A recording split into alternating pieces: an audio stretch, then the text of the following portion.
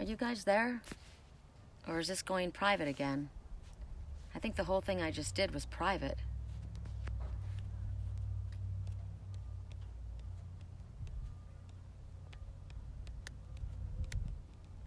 I did. How interesting.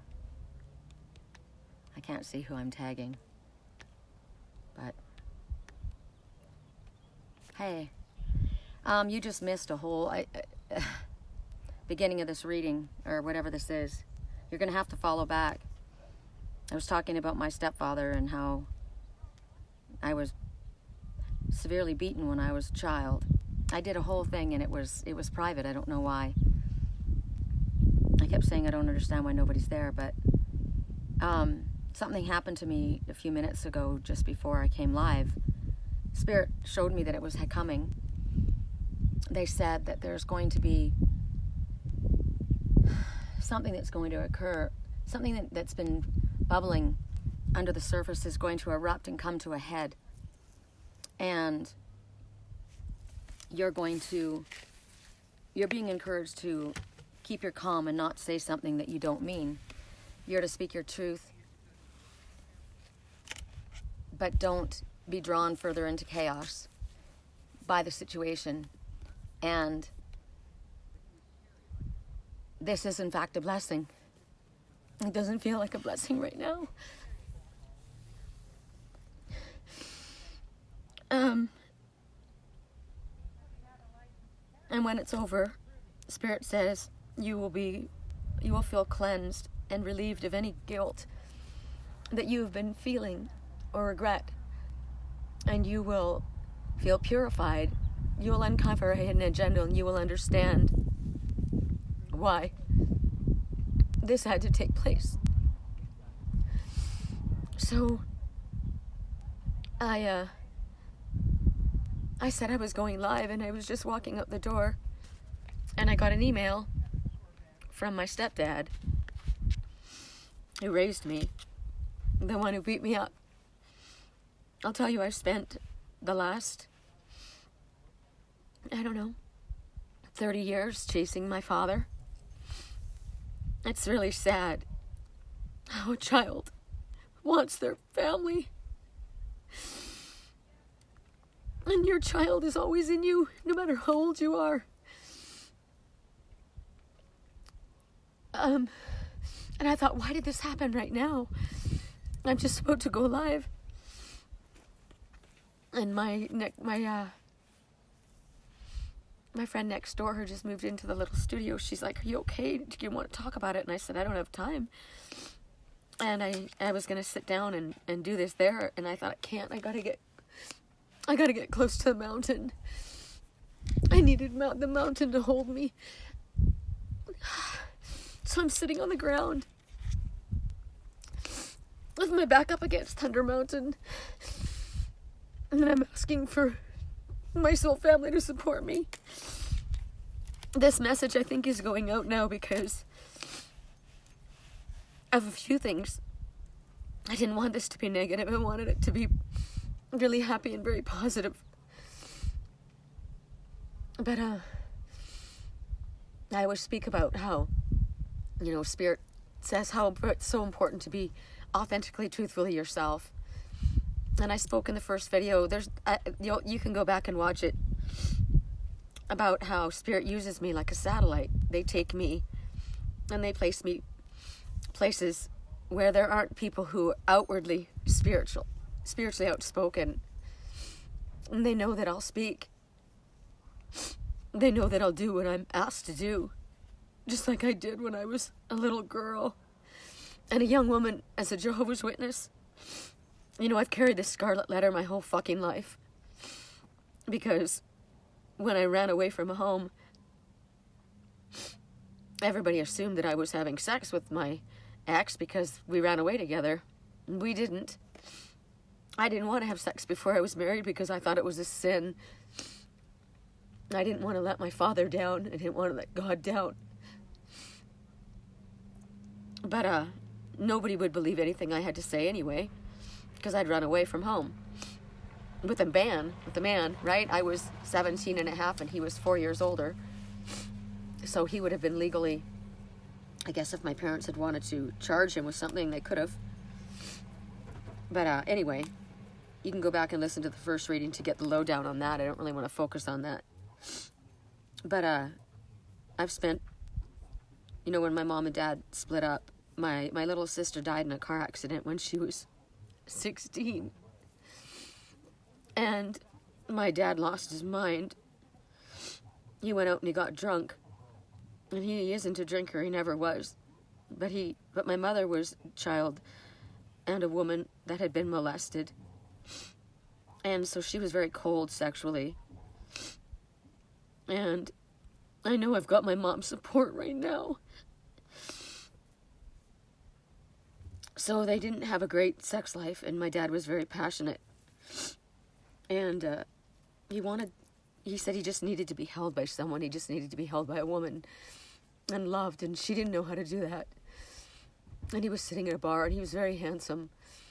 And this woman came up, and he went home with her, and he had sex with her. He immediately went home and told my mom. But, and my mom forgave him because she felt like she had a lot to do with it. They both felt guilty for my little sister having run away, and they should have felt guilty because it was their fault that she did. Because when I finally moved away at 21, I married someone just to get the fuck out of that house. And my little sister said, please don't leave me. If you leave me, everything that you do, I'm going to have to do. And she just meant cleaning the house and taking care of everything because I was kind of my mom's little servant. She didn't want to be left there alone without me. I moved to Canada. My father and mom stayed together for 2 years, but then they split up because my mom couldn't get over the fact that he had done that. I don't know what else caused them. Who knows, whatever their reasons were. So when he did that, when he left, he told me what he had done. I was in Canada. And when he told me that he had done that, it was like Jesus had fallen off of the pedestal. I put him so high on a pedestal. And he said, I'm no Job. And I said, you are to me. And from that point on, he kind of just disappeared. He took off, and I kept chasing after him. I just wanted my father. The huge abandonment issues, right? So he got married to the woman he slept with, I think. And I still continued to chase after him, and I would get very limited responses from him. But I didn't give up. So when I moved to Wisconsin, he was just semi kind of like talking to me. And when I came to Sedona, I started to speak a little bit more about what I was doing, my spiritual work, right? Now, I will tell you that both of my parents left the Jehovah's Witness organization. Both of them were very, very angry and bitter because of the things that we'd made to go through. They blamed the organization for my little sister dying because she was with somebody else, and they said that if he had his family in control, that his daughter wouldn't have done that. And so when I got to Sedona, I was here for a year almost, and Spirit said I had to go back to California to wrap up some karma. I didn't know what that meant. It was all new to me. And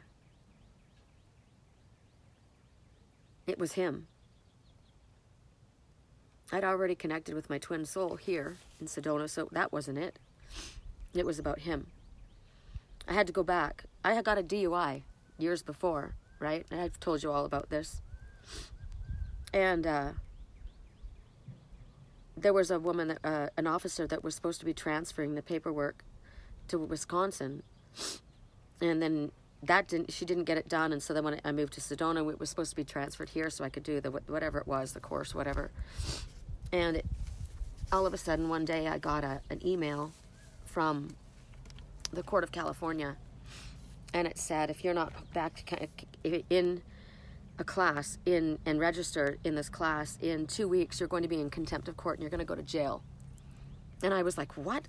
So I contacted this person, and she hadn't done anything. She hadn't done anything the whole time. And so I had to leave. I didn't want to leave. I loved it here, but I had to go. That was the real reason that I thought I had to go. So I wrote to my dad, and I said, because he'd been talking to me a little bit, and I'll tell you, my dad is extremely wealthy. And I used to say he's got more money than God. And so I said to him, and I've never asked for a dime from my mother, from my grandmother, from my father, ever. My entire life, ever. Because anything that I got from them would be held over my head. And they'd beat me with it.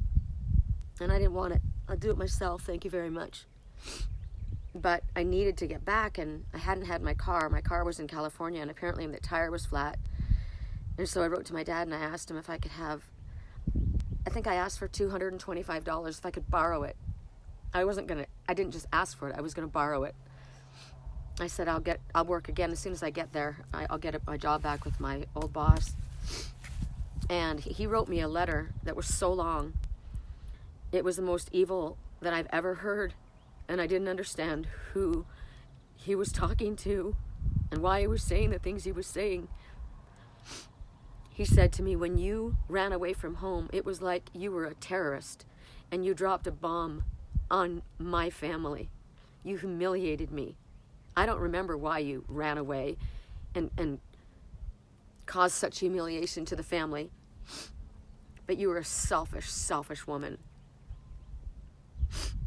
And when you moved to Canada, when you were 21, I was so happy every mile you drove away. If you had moved to Australia, it couldn't have been far enough away to get you out of my life. How dare you write to me and ask for money and take money from my mouth and from the mouth of my wife?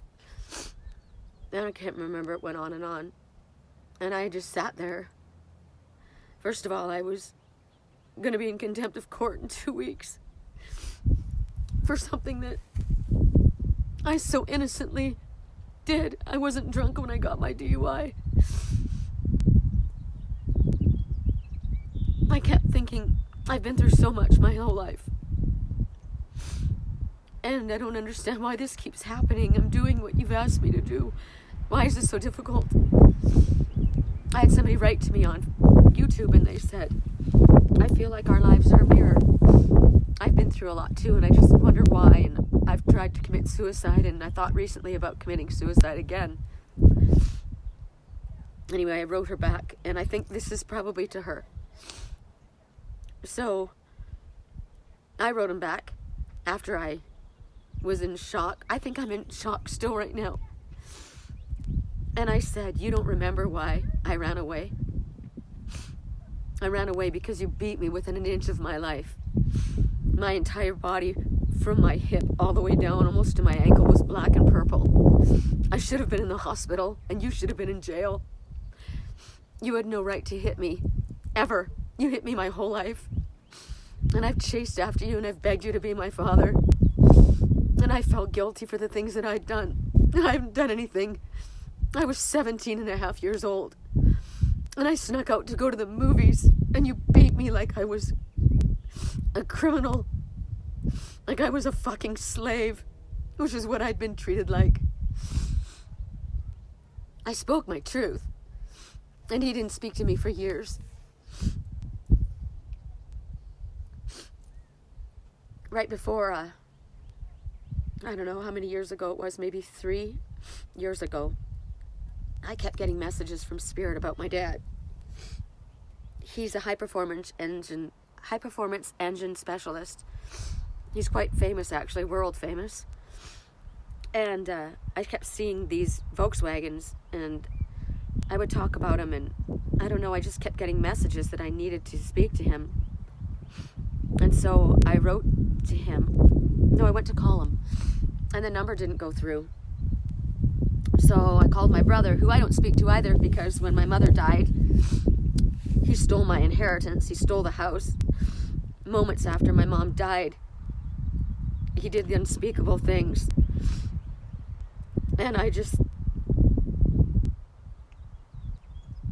don't know who he is. It was dishonorable and disrespectful and wrong, and you should have been taken to court. But my mother came to me in a dream, and she said, don't take your brother to court. That's your family. I'll take care of you. And so I didn't. But I lost everything. I lost the house I was supposed to have. I lost all of the money. Everything. He got himself a nice house and a nice boat in Laguna Harbor. And I just let it go. I just let everything go. And I just threw myself into my work. Because right at that time, my spiritual twin disappeared too. And my son wrote to me and said, Mom, you know I love you. But if you keep doing that work that you're doing, I'm going to have to cut you off. If you come back to the organization, my arms are out to you. You're my soulmate. I love you. But if you don't, you're dead to me. And I said, I will never be a part of any organized religion ever again. And he said, I hope you can live with your decision. And I said, I can live with my decision. I hope you can live with yours.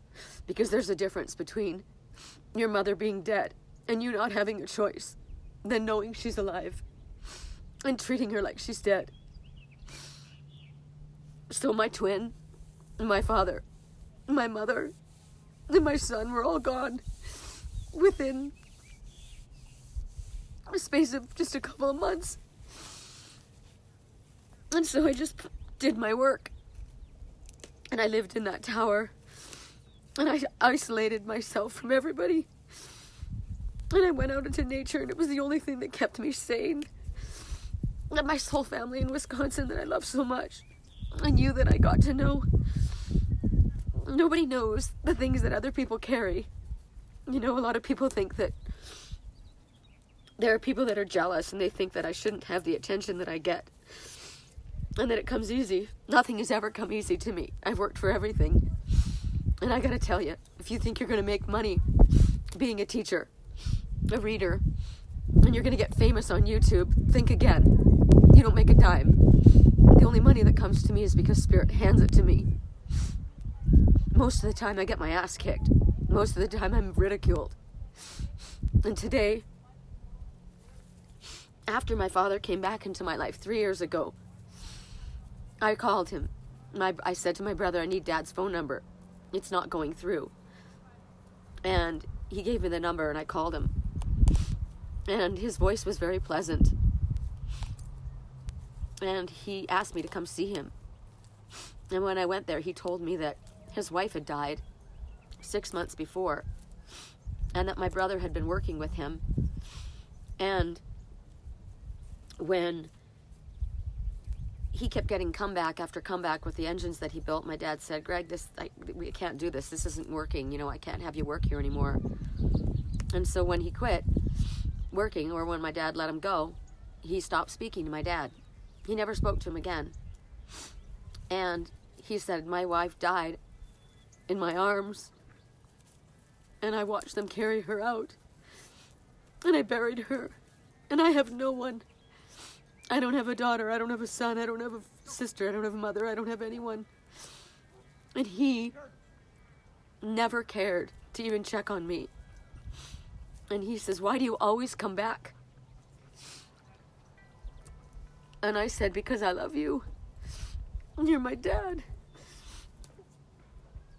And he said to me, the world will have to come through me to get to you. I will never leave you again. I am your best friend.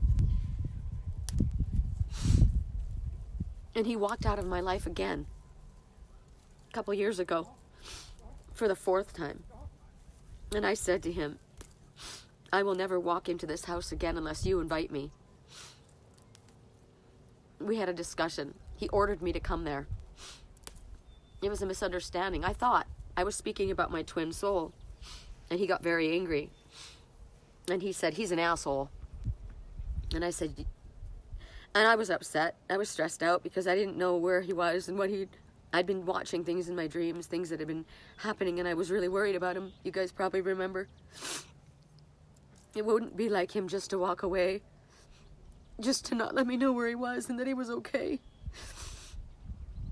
And I was struggling with it already. I'd already gone through quite a while of that.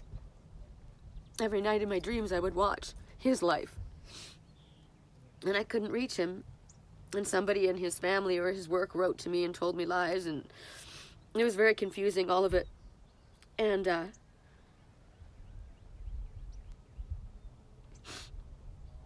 he said that, and it was just too much. It was like that one last straw, you know? The one last straw before you're fucking gonna break.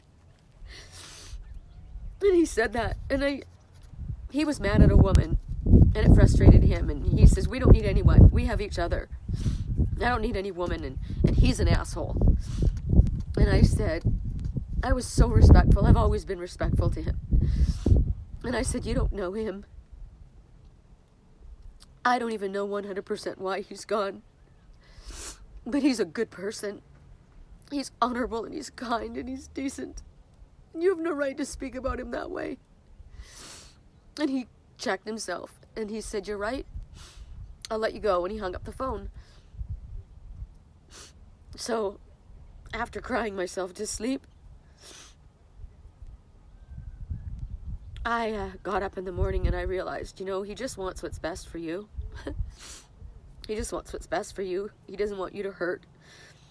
And he doesn't think it's respectful that he just would disappear and not tell you where he went.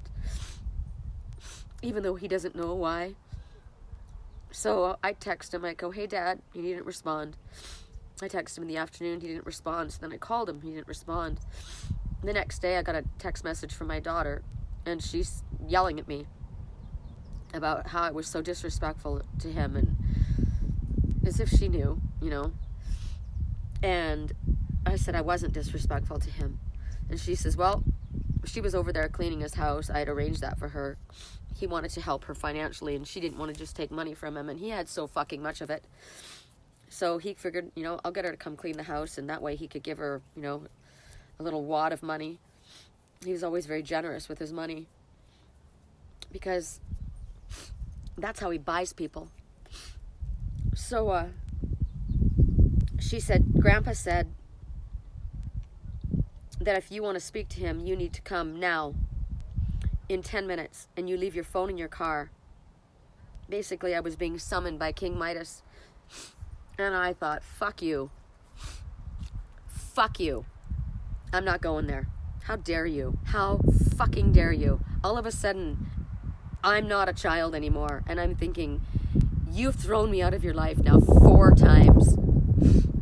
Oh, the world's going to have to fucking come through. That's what he said. The world's going to have to fucking come through me to get to you. I will never, never let you down. I am your best friend. I am the only one you need.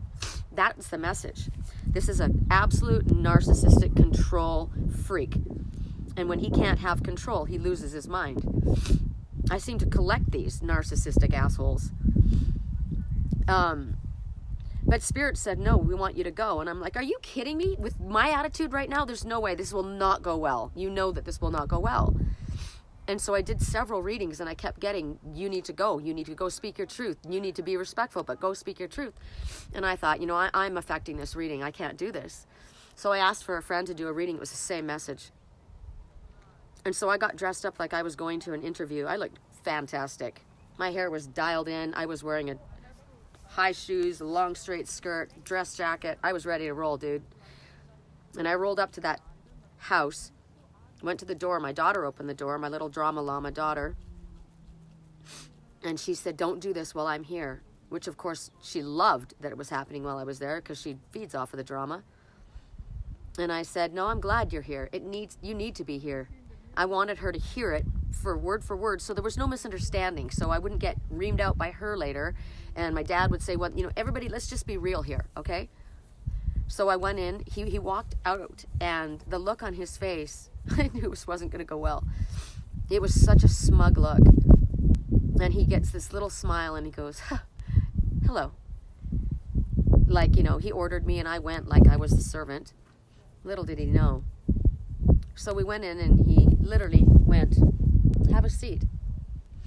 And so I sat down in his living room and he said, go ahead, speak. And I said, no, I think it's a good idea if you speak what you need to say. And he goes, no, you go ahead, you speak. And I said, no, I'm telling you straight up, you need to talk, because when I speak, I'm going to speak. And he goes, go ahead.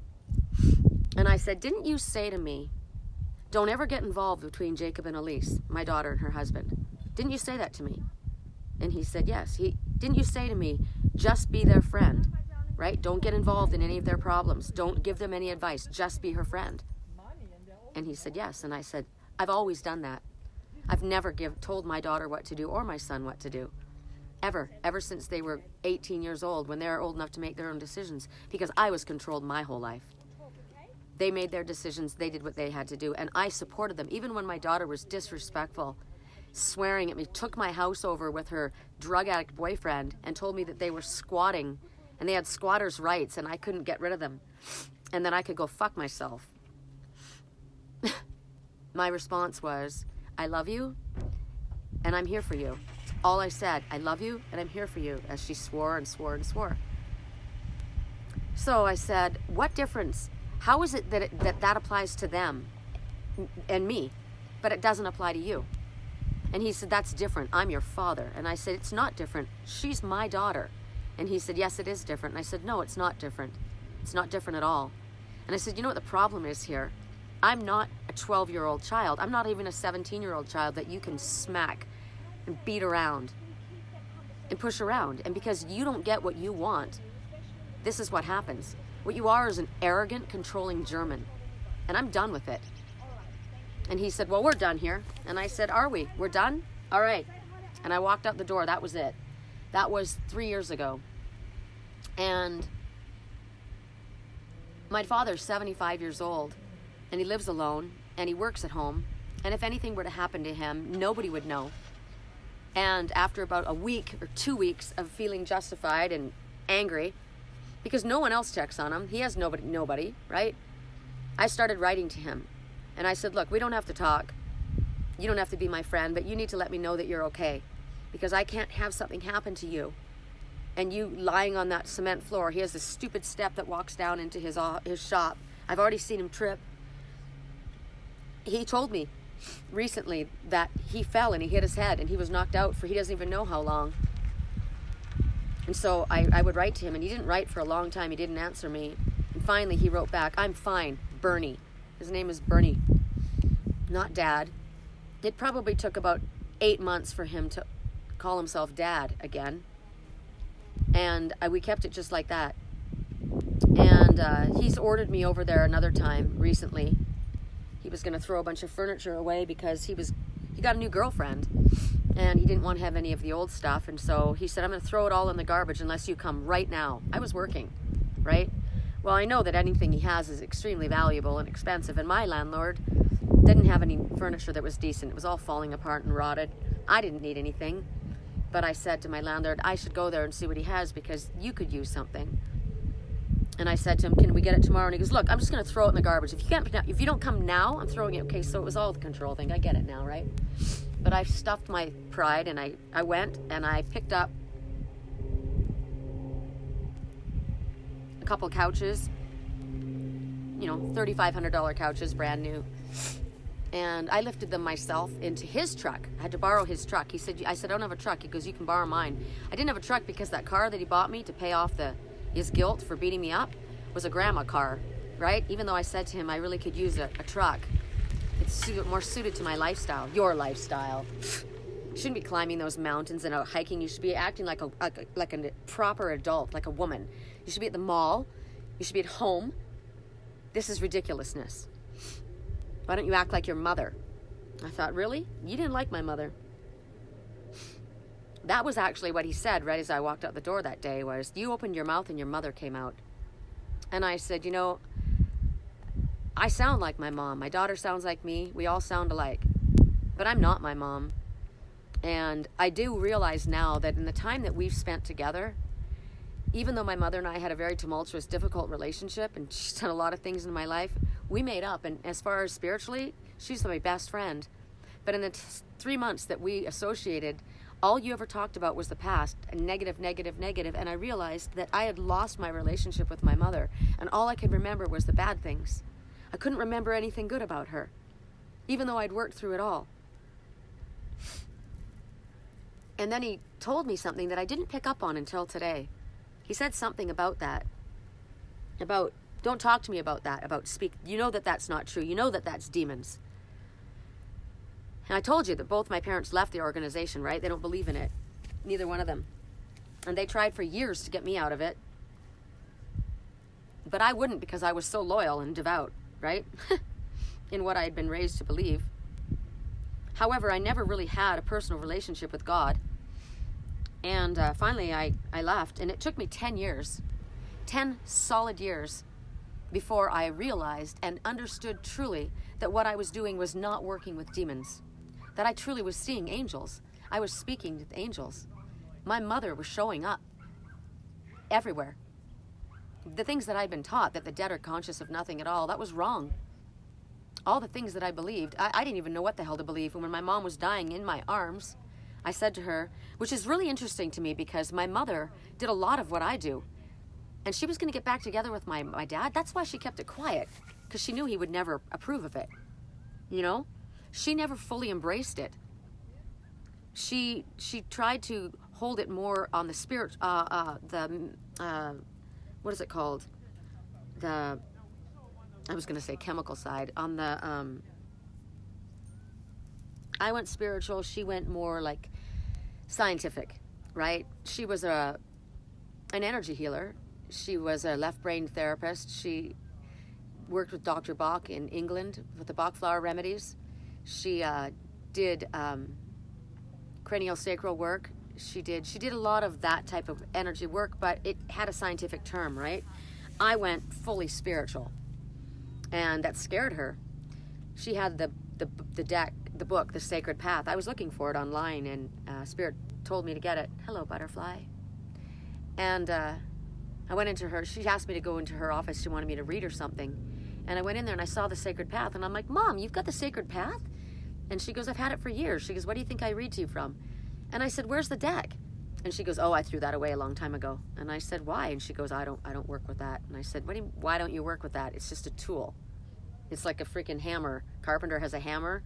You know, the hammer doesn't build the house. The carpenter does, but that's a tool, right? Like I can read the mountains. I can read the rocks. I can read the patterns on my car. Anyway, it scared her. It scared her. Why? Because she honestly, truly didn't believe in spirit. And I think about this COVID virus and the fact that I'm not scared about this. I'm not worried about this. I'm not stressed about this. I have no fear of getting sick, because why would I? I have no fear of anything. I work for Spirit. Spirit's got my back. Spirit takes care of me. There's nothing more powerful than angels and Spirit. Nothing happens on this planet that they can't handle. I have no worries. The only reason I go and cover my face, because there are other people who are terrified. And there are spiritual people that are terrified. And if you're terrified, you need to ask yourself why that is. There's nothing for you to be afraid of. And if you are, you need to examine your spirituality. If you don't like what I'm saying, that's tough. So,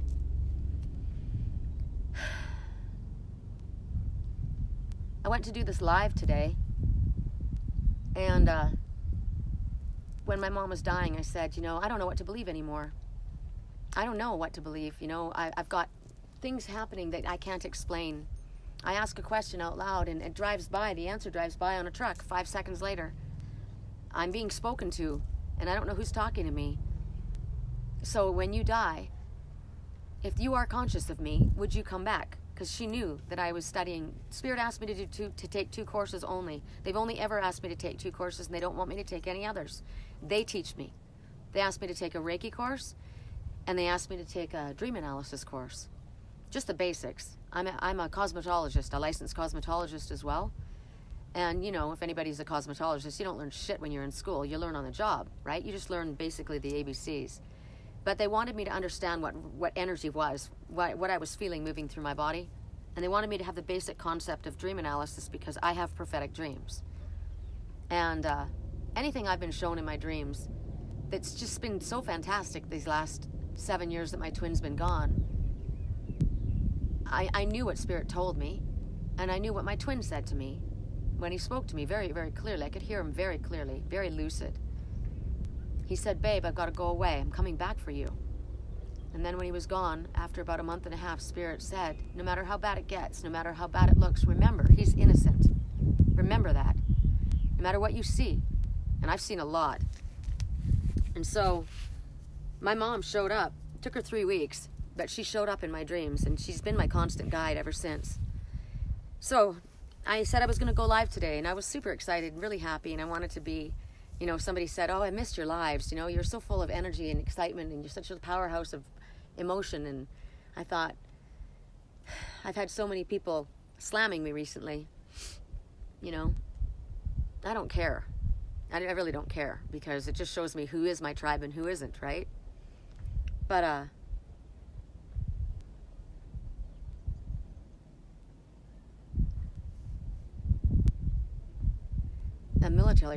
military Huey's flying by right now.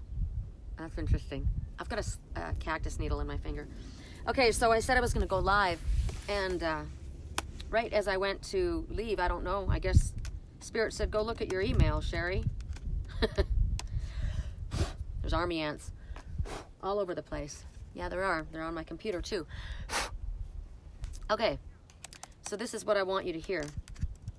And this is for anybody who is worried about what anybody thinks. I wrote to my dad the other day, and I said, look, I spoke to a client of mine, and he said, the message I kept getting from Spirit was, what is it that you desire? And be honest, because you're not being honest with yourself. And they kept hammering it, and he was getting a little annoyed, and I said, no, seriously, what is it that you want? What is it you really want? Not that this woman, what do you want? Spirit wants to know what you want. And he said, I want my life back. I want my fucking life back. I want my kids. I want my lifestyle. I want that back. And I said, how do you not have it? How did you lose that? In the divorce, the kids went there, and nothing ever was the same. And I said, do you have a bad relationship with your kids? And he said, no. And I said, then go get your kids. Stop working. You're supposed to not be doing anything. Go spend time with your kids. No matter how old your son is, no matter how old your daughter is, you're still their dad. You're their dad. They'll always love you. They'll always need you. And we got cut off, and he went, and I thought to myself, I need to contact my dad. That was a message to me, right? So I wrote to him. And he wrote me back, which he hasn't written me back in a while.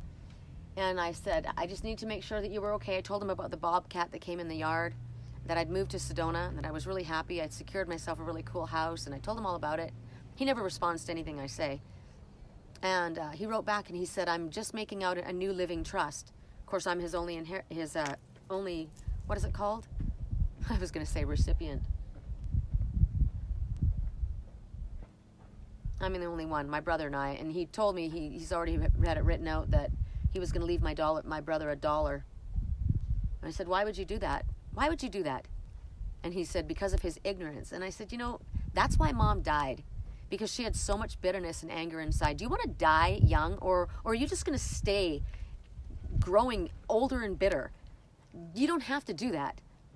And he said, he took your inheritance. He stole your mother's house. He stole your money. And I said, vengeance is mine, says the Lord. You know, it's not for me to reap karma on him. It's not for you either. All that does is bring negative on you. Don't just let it go, Dad. You need to let it go. I kept telling my mom, you need to forgive yourself for what she allowed to happen to me. You need to forgive yourself for what happened to Rita. You need to forgive yourself no matter how bad it was. You need to forgive yourself because you're going to kill yourself. And she did. She died of cancer. She had what is it called? Pancreatic cancer, the most painful cancer there is. Karma's a bitch, man. It is. She drew it on herself. Karma is cancer eating your body up from the inside because you are so filled with bitterness and anger and rage, and you can't, and unforgiveness for self. So I wrote to him after he told me that, and I said, I'm a spiritual teacher. I have a lot of people that listen to my videos on my YouTube channel and follow my work. I was asked by Spirit if I would do this work, and I accepted. Often when I speak of you. You have been such a big influence in my life. I've been angry at you. I've been disappointed. I felt pushed away and ignored, and I've disrespected you, and I have honored you deeply. I know you have your own beliefs, as we all do, but I wanted you to share this post with you out of respect for the example that you have been for me. Living and walking your talk. Often in silence we speak, and yet when we whisper, we command attention. I wonder why ones who proclaim to speak for spirit feel the need to yell from their perch, pulpit, or whatever platform they speak from.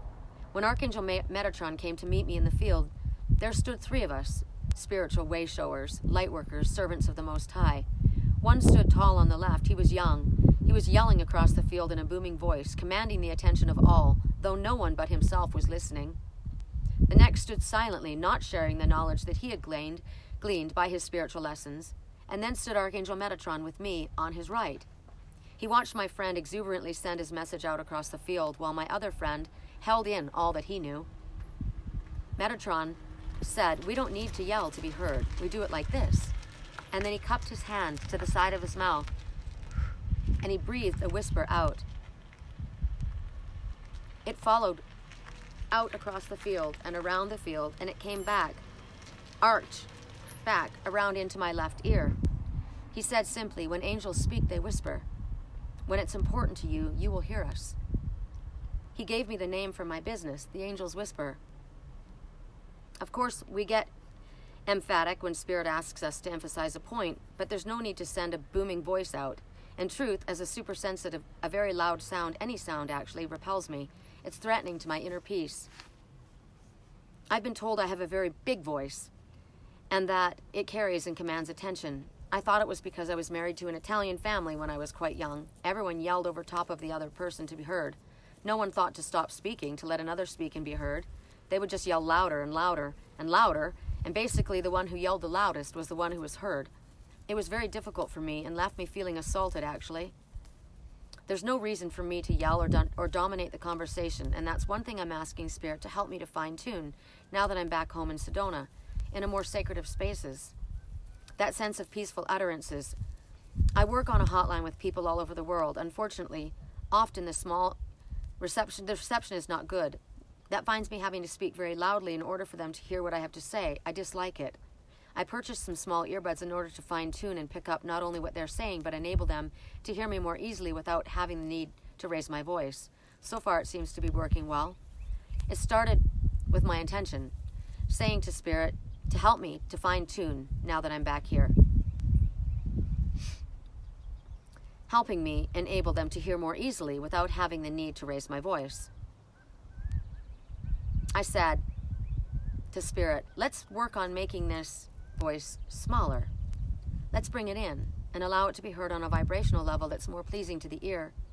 It makes me think of what happens to me when a Harley-Davidson motorcycle goes screaming by me, its revved up engine. It instantly makes me angry. It always has been that way since I was a little girl.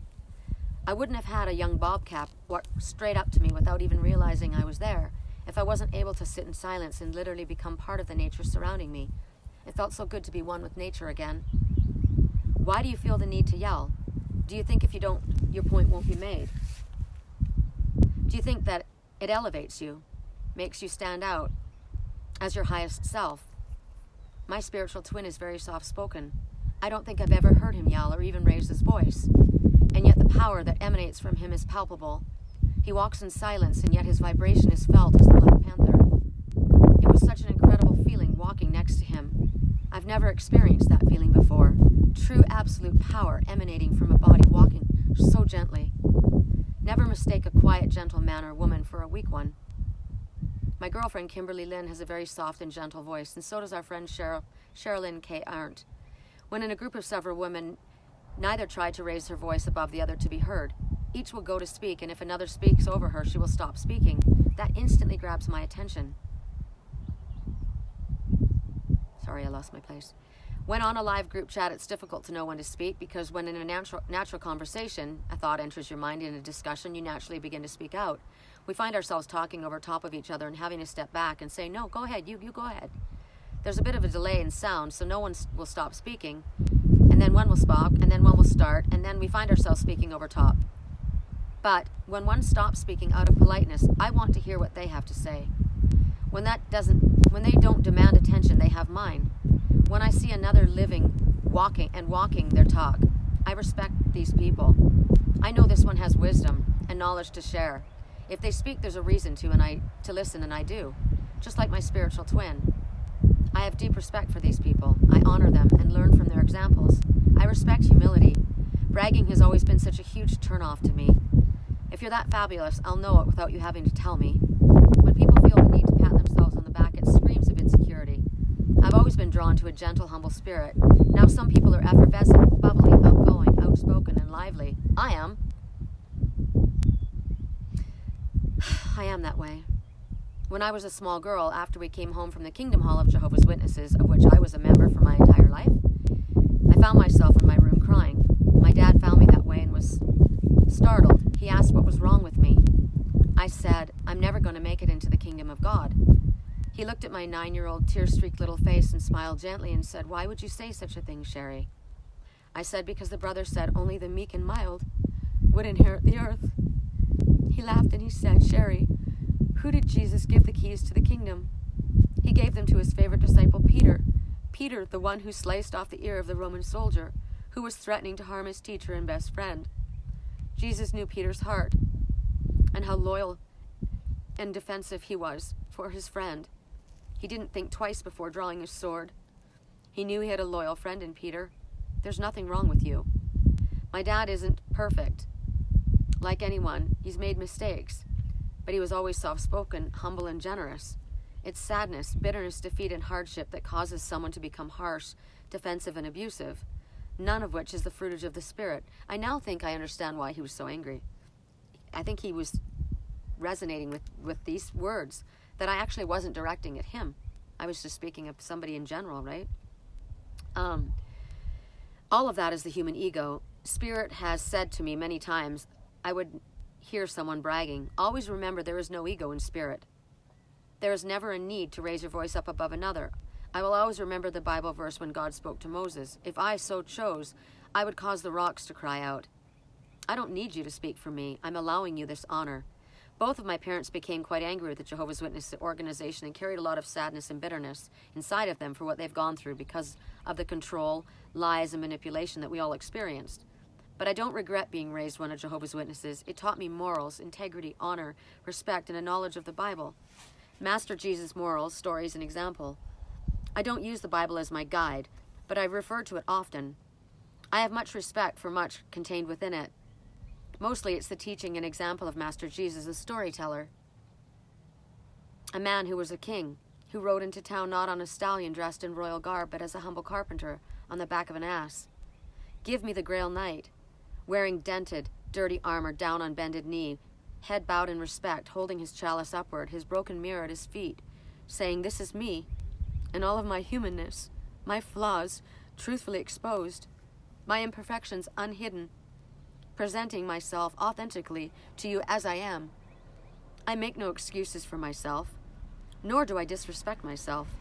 I kneel beside you, before you, knowing who I am, having done the work and having been in the trenches.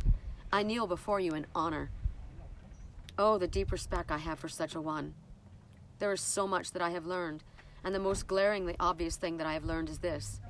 The more that I learn, the more that I know, the less I know, and the more I have to learn. Blessings on your journey. And I sent that to my dad. And this was his response. Sherry, we both spent 10 years or so going to the hall, learning what God's words instructions are as to getting in touch with demons. I believe this to be true and do not care what you think. You are a danger to me, and I insist that never, never, never shall you contact me again. You are no longer a part of my life. 5th time. My future is much brighter than you can imagine.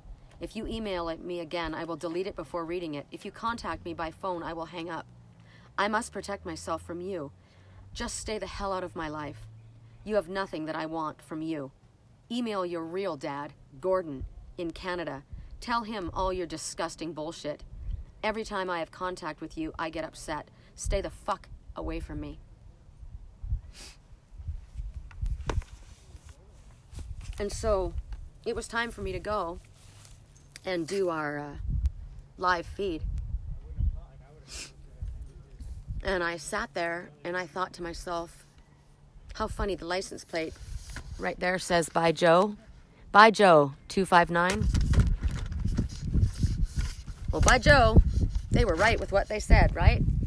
There's about to be something that's been bubbling under the surface for a long time. It's going to erupt and come to a head. And you're being encouraged to hold your tongue and don't say something you don't mean. Speak your truth. Stand in your honor and in your integrity. But don't be drawn further into chaos by others. You will soon understand there's a hidden agenda. Everyone will know that this person is simply not who they presented themselves to be. Remember, this is a blessing.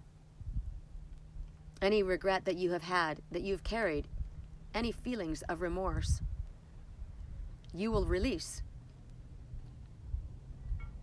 Remember, this is a blessing. And so I thought, I have no regret. I was an honorable daughter. I've always been an honorable daughter. I was an extremely honorable wife and mother. I've always been extremely loyal. I'm loyal to a fault, and that's not good. I'm loyal to people who don't deserve my loyalty. But every child wants their father. I will tell you that when I got married for the third time, first one, I was only married a year before my mom chased him away because she wanted me with someone else. Then they chose the next one, who I was in an abusive relationship for 10 years. And then I married the one who molested my daughter. He was amazing. He was gorgeous. He was talented. He was fun. Everybody loved him. My parents loved him. Young people loved him. Old people loved him. My son loved him. My daughter hates him because he molested her for 5 months. And then he would go sit on the back porch and read out loud from the Bible. And he's still one of Jehovah's Witnesses in that organization, in my son's Kingdom Hall. My son, who's an elder now in that congregation. My son believes that we are in the great time of the end and that soon Armageddon's going to come and wipe everybody else off the planet except for Jehovah's Witnesses. And he wishes that his little sister, would go back to the Kingdom Hall. She doesn't believe in God at all.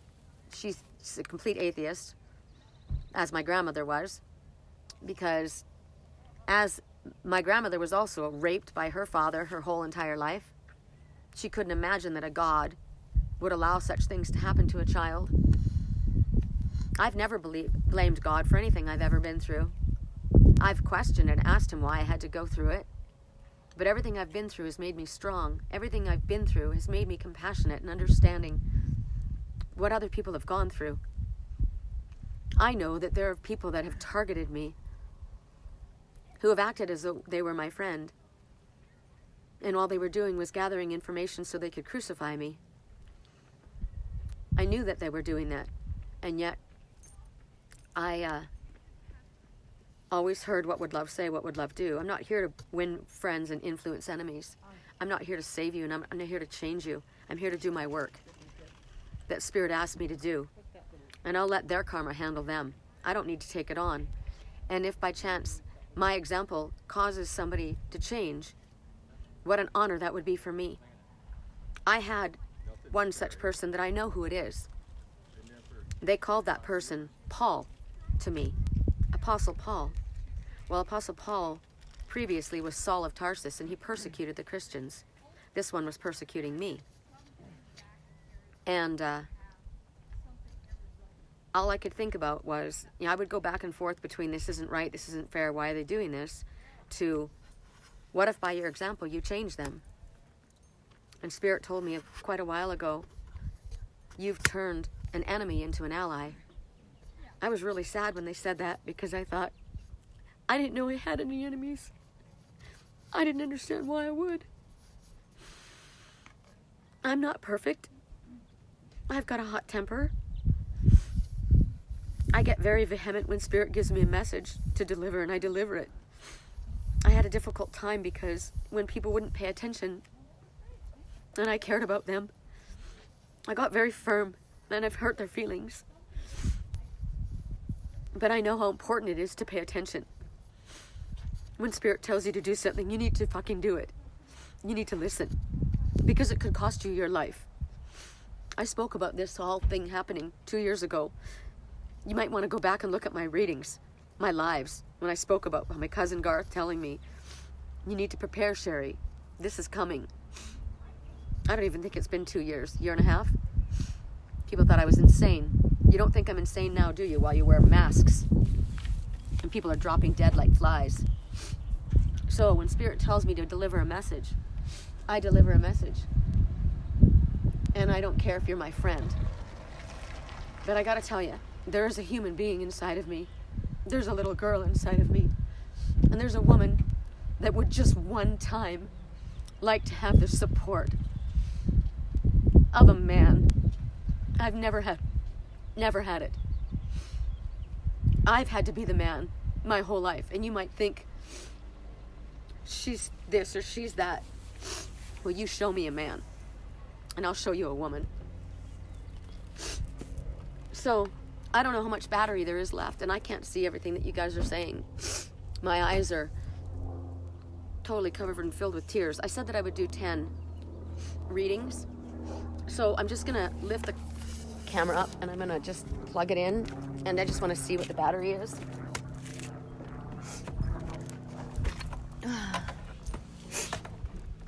I've got a lot of people walking by and listening, and my friend Kirk just walked up. But I thought about, this being important for people who, like I said, I've got a lot of friends who are spiritual, but they don't want anyone to know for fear of what their family will say. I don't know how to do this. I can't tell. I think I just have to do it in here. If I could tell how much I had as far as battery, maybe I will, maybe what I'll do is I could go offline and take the 10 people up on the mountain. That way I could at least see how much battery I have. And unfortunately, I was a little upset, so I didn't think to bring my battery pack with me. Oh, God, can you just help me out here? I don't know, maybe I'll just do it here.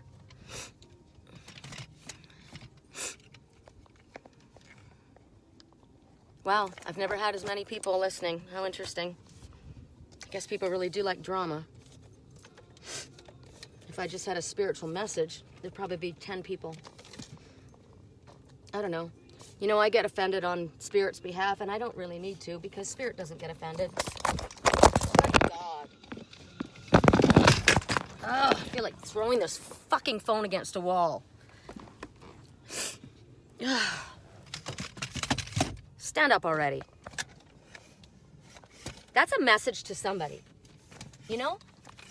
And here's me, and yeah, maybe it is because I'm fucking pissed off, and maybe it is because I'm just done being treated like shit for people that I've cared for and respected, and God forbid you would expect your father to give a shit, especially when you were the only one that was ever there for him. But I gotta tell you, if you're a spiritual person and you've been given gifts, you're not expected to put your gifts on a fucking shelf. You're expected to share your gifts. You came here for a purpose. You came here to help humanity and work with people. And no, I'm not yelling. My voice is strong. I'm not yelling. But I gotta tell you, if Jesus was real, when the hypocrites were trading inside of his father's temple, I can guarantee you, he wasn't all calm and sweetness when he threw their fucking asses out of his father's house. So I gotta tell you, it's about time you stand up. Stand up and be a man. Stand up and be a woman. Stand up and speak for your truth. And be who you are. Stand up and speak for Spirit. Because he doesn't need you. Or they don't need you. Whatever you want to call it. You want to call it Gaia? You want to call it God? You want to call it whatever you want to call it. An ultimate spiritual source. I don't care what you call it. But there's a benevolent force that has created this. There's no computer that made all of these colors. There's no computer that designed animals to have a sense of humor. There's a God out there. And I don't work with demons. I work with angels. And I got to tell you that what came out of that man's mouth today was no God-spoken truth. That was demonic. That was demonic if ever I've heard demons speak. And now, Spirit's right. I have no regret. I have no guilt, and I'm not worried about him. Let him go to his grave. And when he goes into spirit, and it probably won't be too long with the way he carries on, he'll find out, just like my mother did, that it's best not to be ashamed of who you are. It's not best to be ashamed to speak your truth. It would be very good for you if you would stand up and be who you're meant to be and not fear man. I got to tell you, I've said it before and I'll say it again. I don't fear God. He's a God of love. I don't fear him. I've never had such an amazing relationship with Spirit as I do now. I would fall asleep saying my prayers. I would be bored out of my mind at the Kingdom Hall. But there's not half an hour that goes by in a day that I don't speak to my Father. My Father, this is my Father. I have no human father. This is my Father. When I was falling down in Trinity Cave, and those voices, and they were demonic voices, said, "You're going to die." My Father said, "No, I'm not." And I said, "Father, pull me up. Mountain, hold me." And I was fucking teleported from the middle of that cave to the top of that cave. And you tell me how that happened. You tell me how I drove down a freeway and went across 4 lanes of oncoming traffic and 6 cars drove through my body and I saw the faces of the people. You tell me how that happened. That was Spirit. That's divine intervention. And so if you need to fear anyone, you fear not standing up and speaking your truth. You fear that.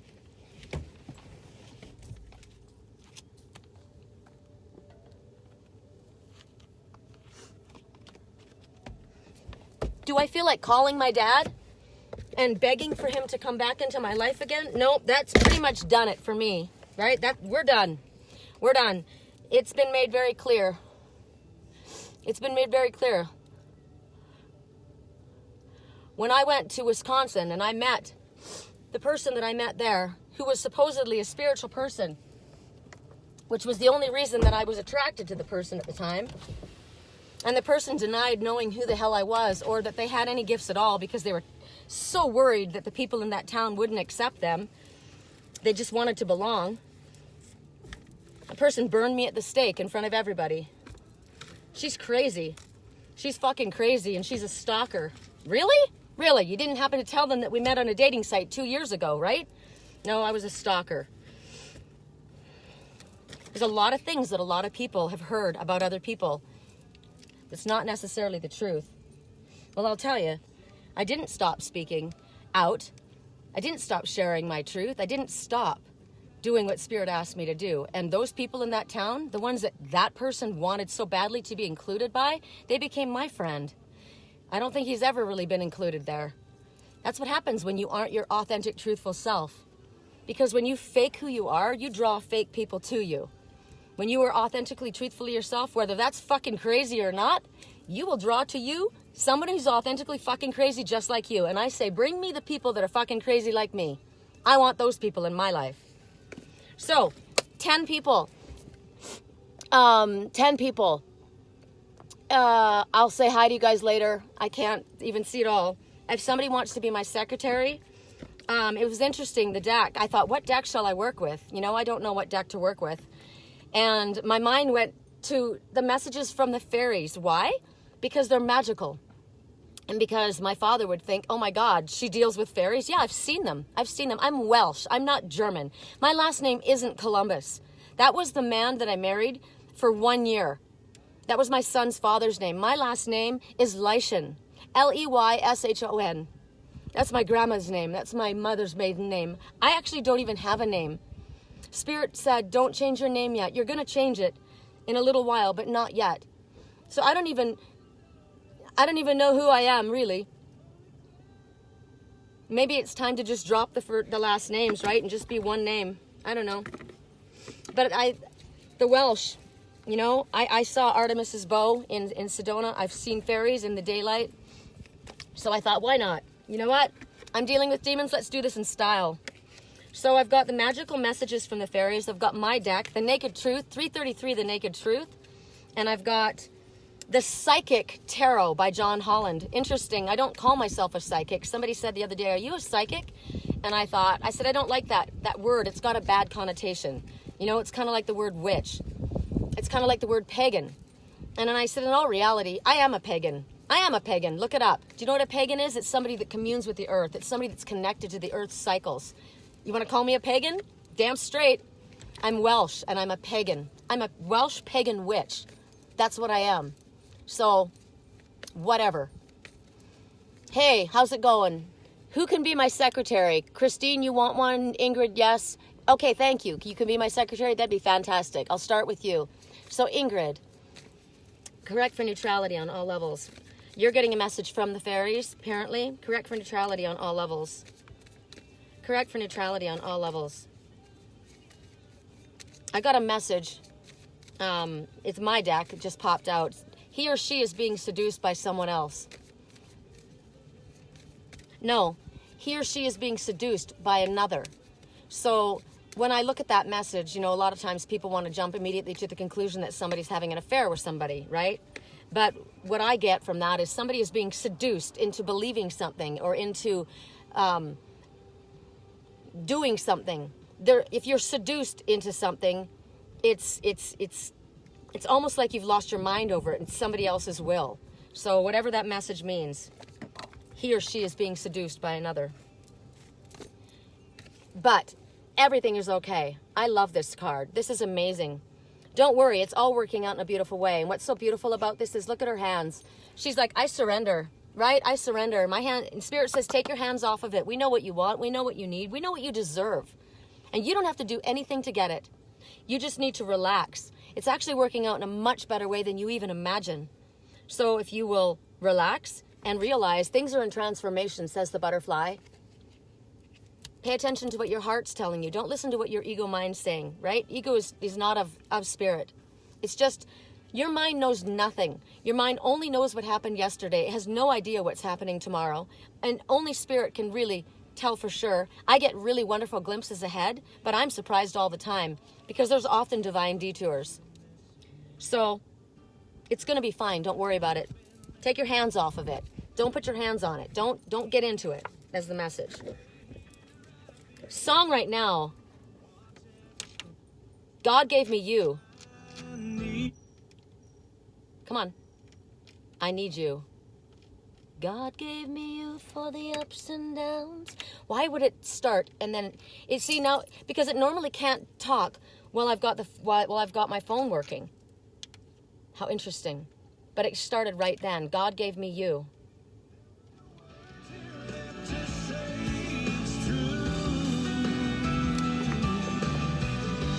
God gave me you.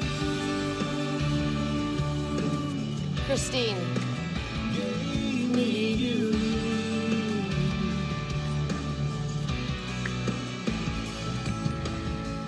There's more here than what we're seeing. A divine conspiracy. That you, an angel lovely, somehow fall for me. You'll always be love's great martyr, and I'll be the flattered fool, and I need you. Perfect timing with this song. God gave me you for the ups and downs. All right, Christine, you need to do some research. There's something that you need to find more information out on. You need to look into it before you proceed. Whatever it is that you're worrying about, that you've been staying up at night about, burning the midnight oil, look at this candle. Late into the night, something's on your mind. You feel like you're in a prison of your own making. Half of what I could be, I can't do without you. Stitched together, and what love has tethered, I never undo. Well, interesting that I'm seeing something here. for the ups and downs. There's a little bookworm behind this one. The little bookworm has been doing some research. I've never seen that in this card before. It's a spiritual bookworm. It's a grandmother. It's a guide. Your guide is whispering in your ear, telling you what you need to do, telling you where to go, telling you what to look at, who to look at. This grandmother was looked down upon. This grandmother, they called her a witch. They said, don't listen to her. And Spirit says, do listen to her. She's not a witch. She works for me. So when you have a thought that pops into your head, when all of a sudden the perfect little piece of information shows up, it's that grandmother that's helping you. I have the grandmother come to me all the time. She's Hopi. She's Anasazi. She guides me all the time, and I listen to her. So maybe this is my message too. You need more information about this situation. Don't make a move before you do the research required. I'm going to ask why. Correct for neutrality on all levels. Is this grandmother in spirit, or does she have a spiritual self? I have a grandmother that comes to me in spirit, but I connect with people spiritually, so they don't have to be dead. This person is spiritual. This person is not religious, they're spiritual. There's a difference. Religion is created by man, not by God. It's a crutch that other humans like to hold on to so that they don't have to feel responsible for their own actions, so that they can say, well, you told me to do this. They told me to do this. That's how my mom and dad got out of taking responsibility for chasing my little sister away to her death. Because the organization told them to do this. I don't care what organization you belong to. You're responsible for your choices and your actions. Period. Don't blame anyone else. Nobody makes you do anything. Correct for neutrality on all levels. If you don't want to do it, you don't do it. You're being told to forgive them and then let them go, which is what I'll be doing with my father. But I got to tell you, when it comes to cheating, right? Somebody cheats on somebody, and they've got some excuse about whatever reason. You know, well, they seduced me. Nobody can seduce you. I've been single for 7 years.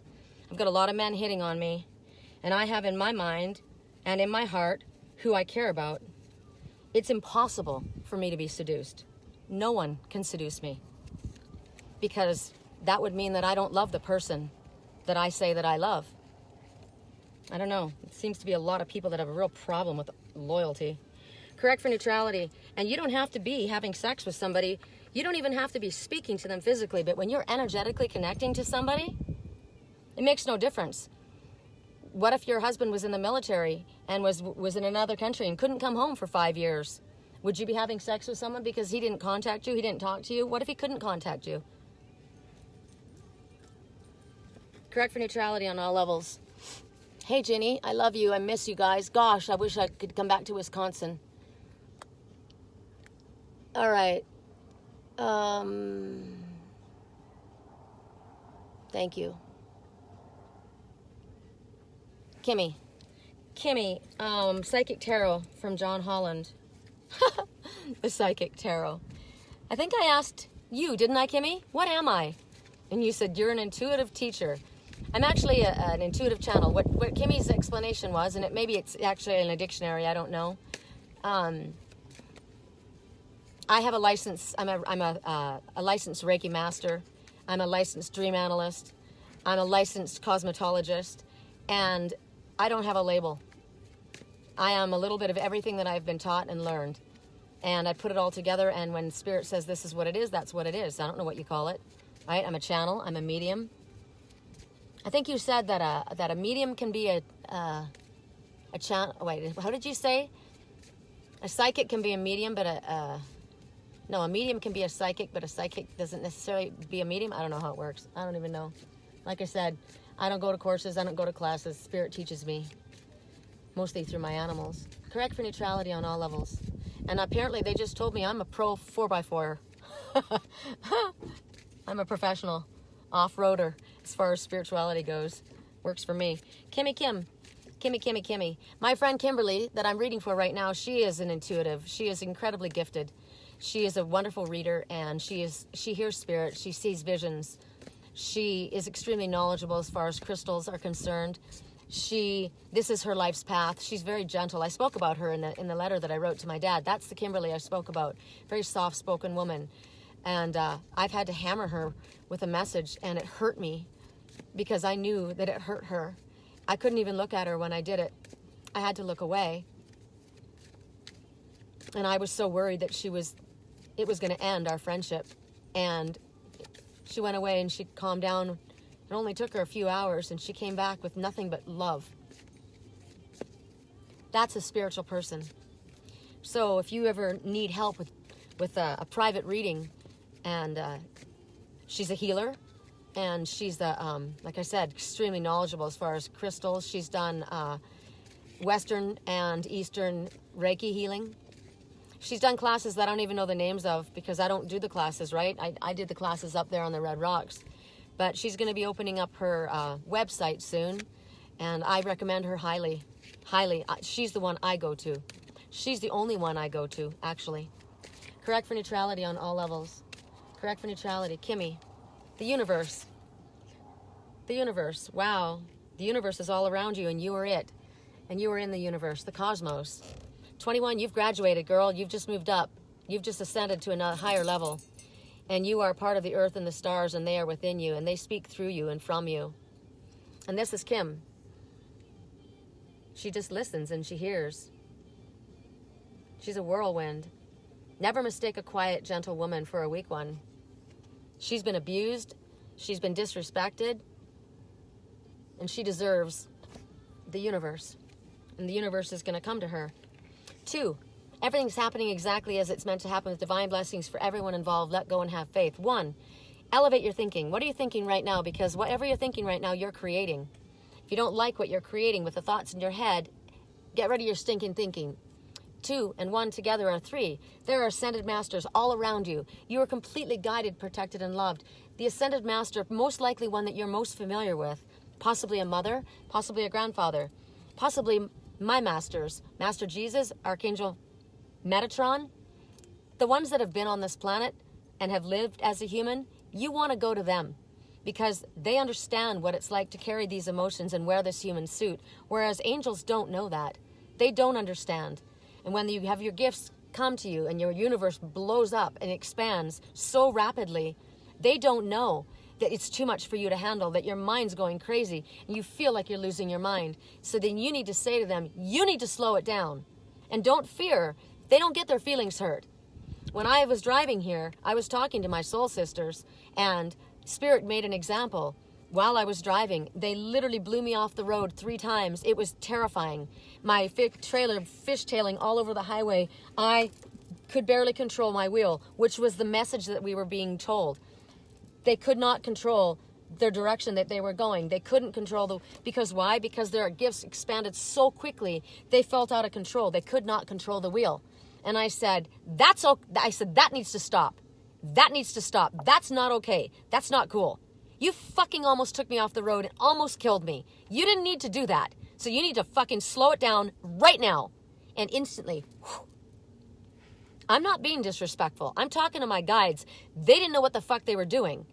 They were trying to make a point. They knew that I wasn't going to crash. They probably would have done whatever they needed to do to skate me through it like they did when the cars all came through me. But I got to tell you, I had 3 cats and everything I owned, and there were people on the road, and it was raining, and they blew me off the road 3 times to make their point.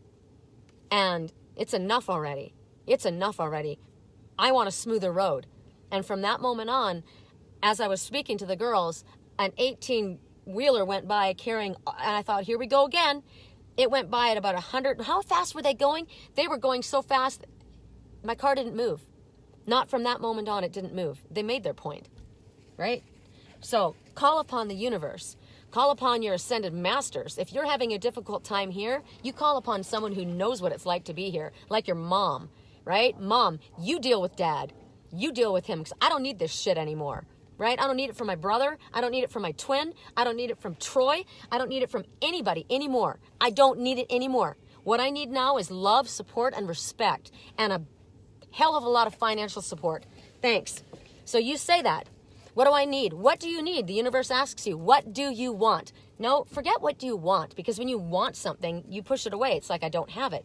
What is it that you require? I'm requiring this right now. I don't care how you do it. I don't care how you figure it out. You're going to make it happen. Thank you. Universe is at your command. That's your message. Correct for neutrality on all levels. For Tammy. Correct for neutrality on all levels for Tammy. What is the message for Tammy? The most important message for Tammy. Right now, somebody needs to smooth out their third eye. They've got a wrinkled crown. Right now. Okay, correct for neutrality on all levels. Clear, clear, clear, clear, clear, clear, clear. Please put a shield. Rainbow titanium. Sweep out, Archangel Michael, anything that's here. Please sweep out anything that is trying to attach, obliterate it. Obliterate it, cauterize it, end it. Put me inside your bubble, your magic bubble. Oh, I'm just watching a couple walking down the trail holding hands. I want that. I request that. I request a trail partner. That's what I request. That's going to hold my hand. Correct for neutrality on all levels. Tammy. Correct for neutrality. Correct for neutrality. Are you ready for this? The universe. The universe. Okay, there's got to be a different message. This one actually looks like Kimmy to me. Whoops. Okay. Wow. Okay. Two. When I went to pick it up, when it fell down, I picked up 2 of my cards, and one of them is, okay, I don't know who this is for you, but you are sexy as fuck. I love that. Is it possible for us to talk things out and begin again? I want that. So there's somebody in your life that thinks you're pretty sexy, and I'm hoping it's your guy, and somebody in your life would like to talk things out and begin again. So something has ended, right? Completely ended. Graduated. You're graduated from that. It's done. But they want you to try and talk things out and begin again.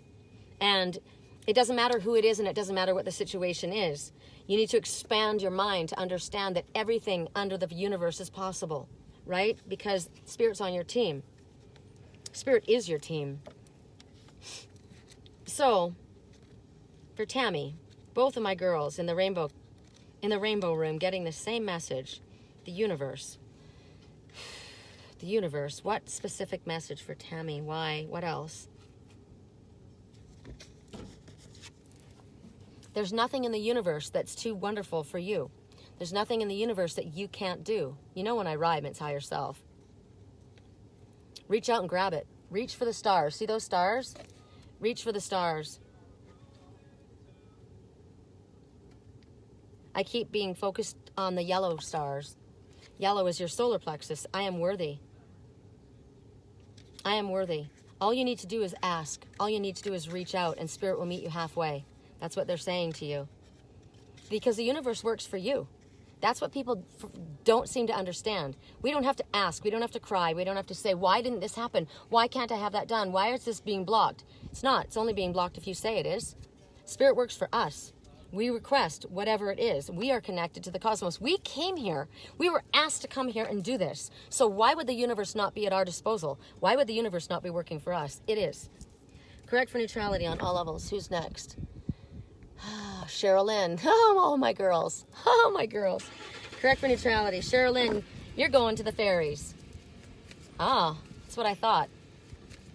Correct for neutrality on all levels. You know, we got to listen to the words that we speak, because when we speak, we give ourselves our own answers all the time.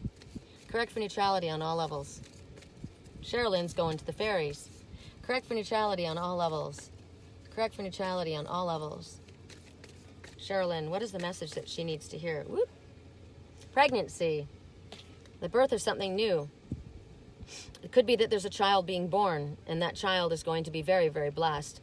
But it could just be that there's a new beginning taking place. It's the beginning of self-love is what I'm being shown. Self-love. And you're in full transformation. And it's about care. Self-care. I don't see anybody else in that picture. I just see her. Loving herself, connecting to the earth. This witch, this heathen, this pagan, very, very connected to the earth as she walks, just wrapped in a drape, a pink drape, draping herself loosely with love. all around her. Her wings are even the same color. She's got her hand over her heart.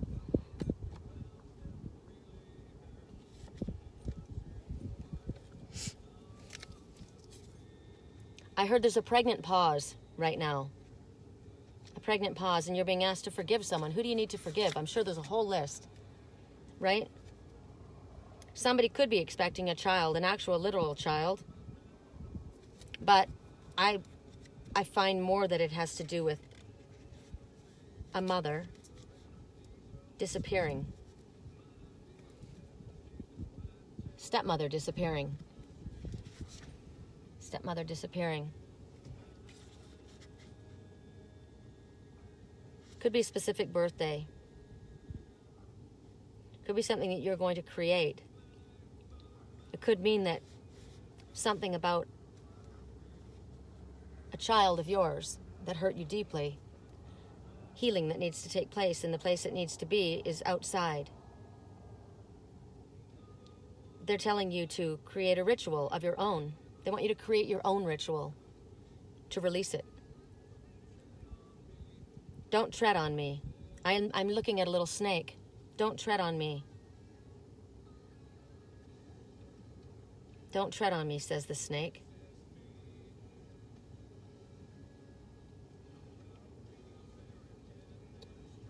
Hot pink tulips. Look up tulip totem. Tulip totem. Tulip symbolism.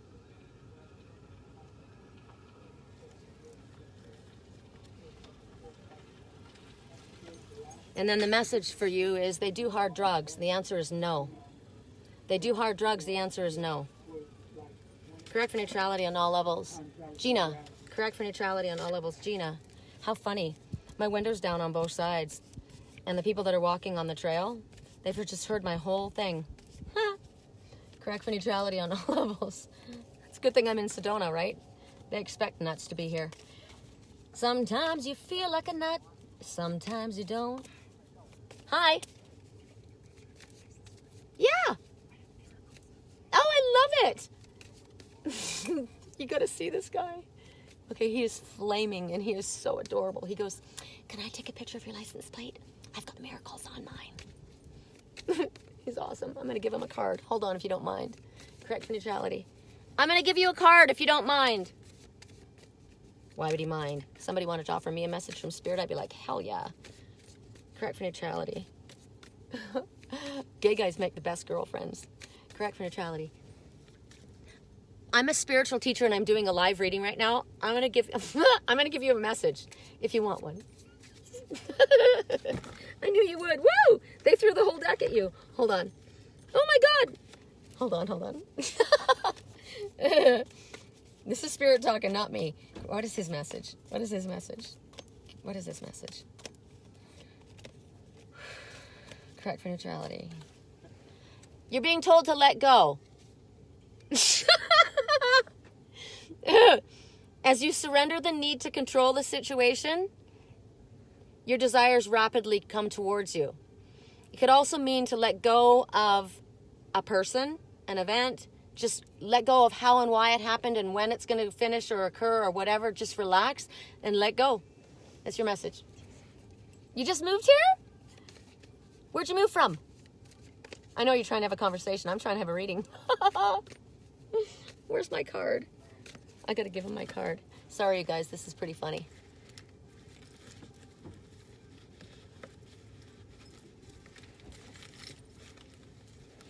Here, I'm doing a live reading and I'm being obnoxious, but this is me.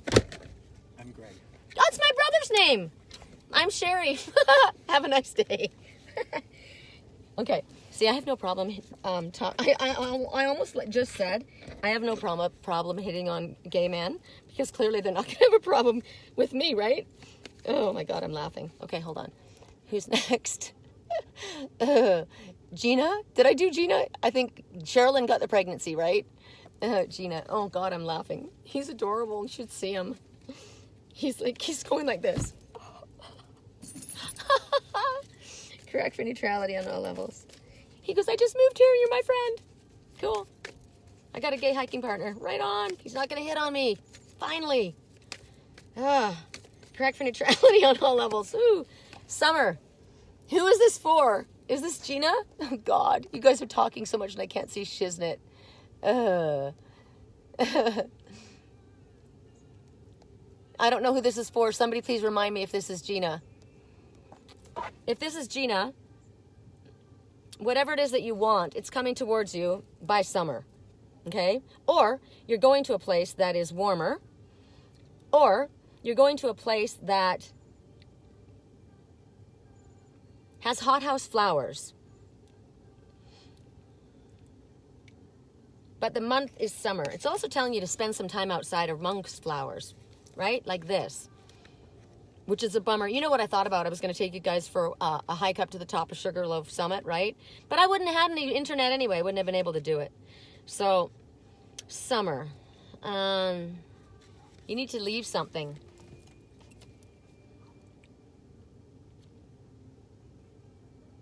So, whatever it is that you're asking for or wanting, it's gonna come to you much more easily if you're relaxed and you're not thinking about it. You're not doing anything about it. Right now, people need to be spending as much time outside as is physically possible. And like I said, I'm not worried about this whole COVID virus ridiculousness. Yes, I am a rebel. This is what I am. I'm a sacred rebel. However, every single reading that I have done, every single one, Spirit has said on my private readings, get outside, even if that's in your backyard. So, like I said, you could be moving to a warmer location. You need to be going to a warmer location. You need to spend some time getting natural vitamin D, at least 10 minutes of it a day. They want you to take a vacation. And people are like, oh my God, I can't go anywhere. We're supposed to be blah, blah, blah. No one can stop you from driving. Nobody can stop you from driving anywhere. It's against the law. So go somewhere. Go to a park. Drive somewhere. Get out into nature. That's what Spirit's telling you to do. And I would listen to Spirit before I would listen to the government. So it is what it is. Okay. It's Gina. Sorry, thanks. Okay. Oh gosh, I gotta go back and read all of your messages. You guys freaking rock. Hi, V! Oh, I don't know if you're still there. I just saw you, V Sonnets. Oh. Okay, hold on. Where am I at? Christine, Ingrid, Kimmy, Gina, Melissa! Melissa's so sweet. She's the most... Oh, Melissa is one of my soul sisters, my rainbow sisters, and she has got the sweetest voice on the planet. She's another one. Why is it that most of the people that I'm collected around have little tiny voices? Except for Amy. Amy and I are the same. I don't know if Amy's on. Okay, correct for neutrality on all levels. Melissa. My back is getting fried right now. Oh, thank you, God. You know what, you guys? You know what? I've understood it now. I understand it now. Why this happened. Why I had already committed myself to going live when my dad, Bernie, did what he did.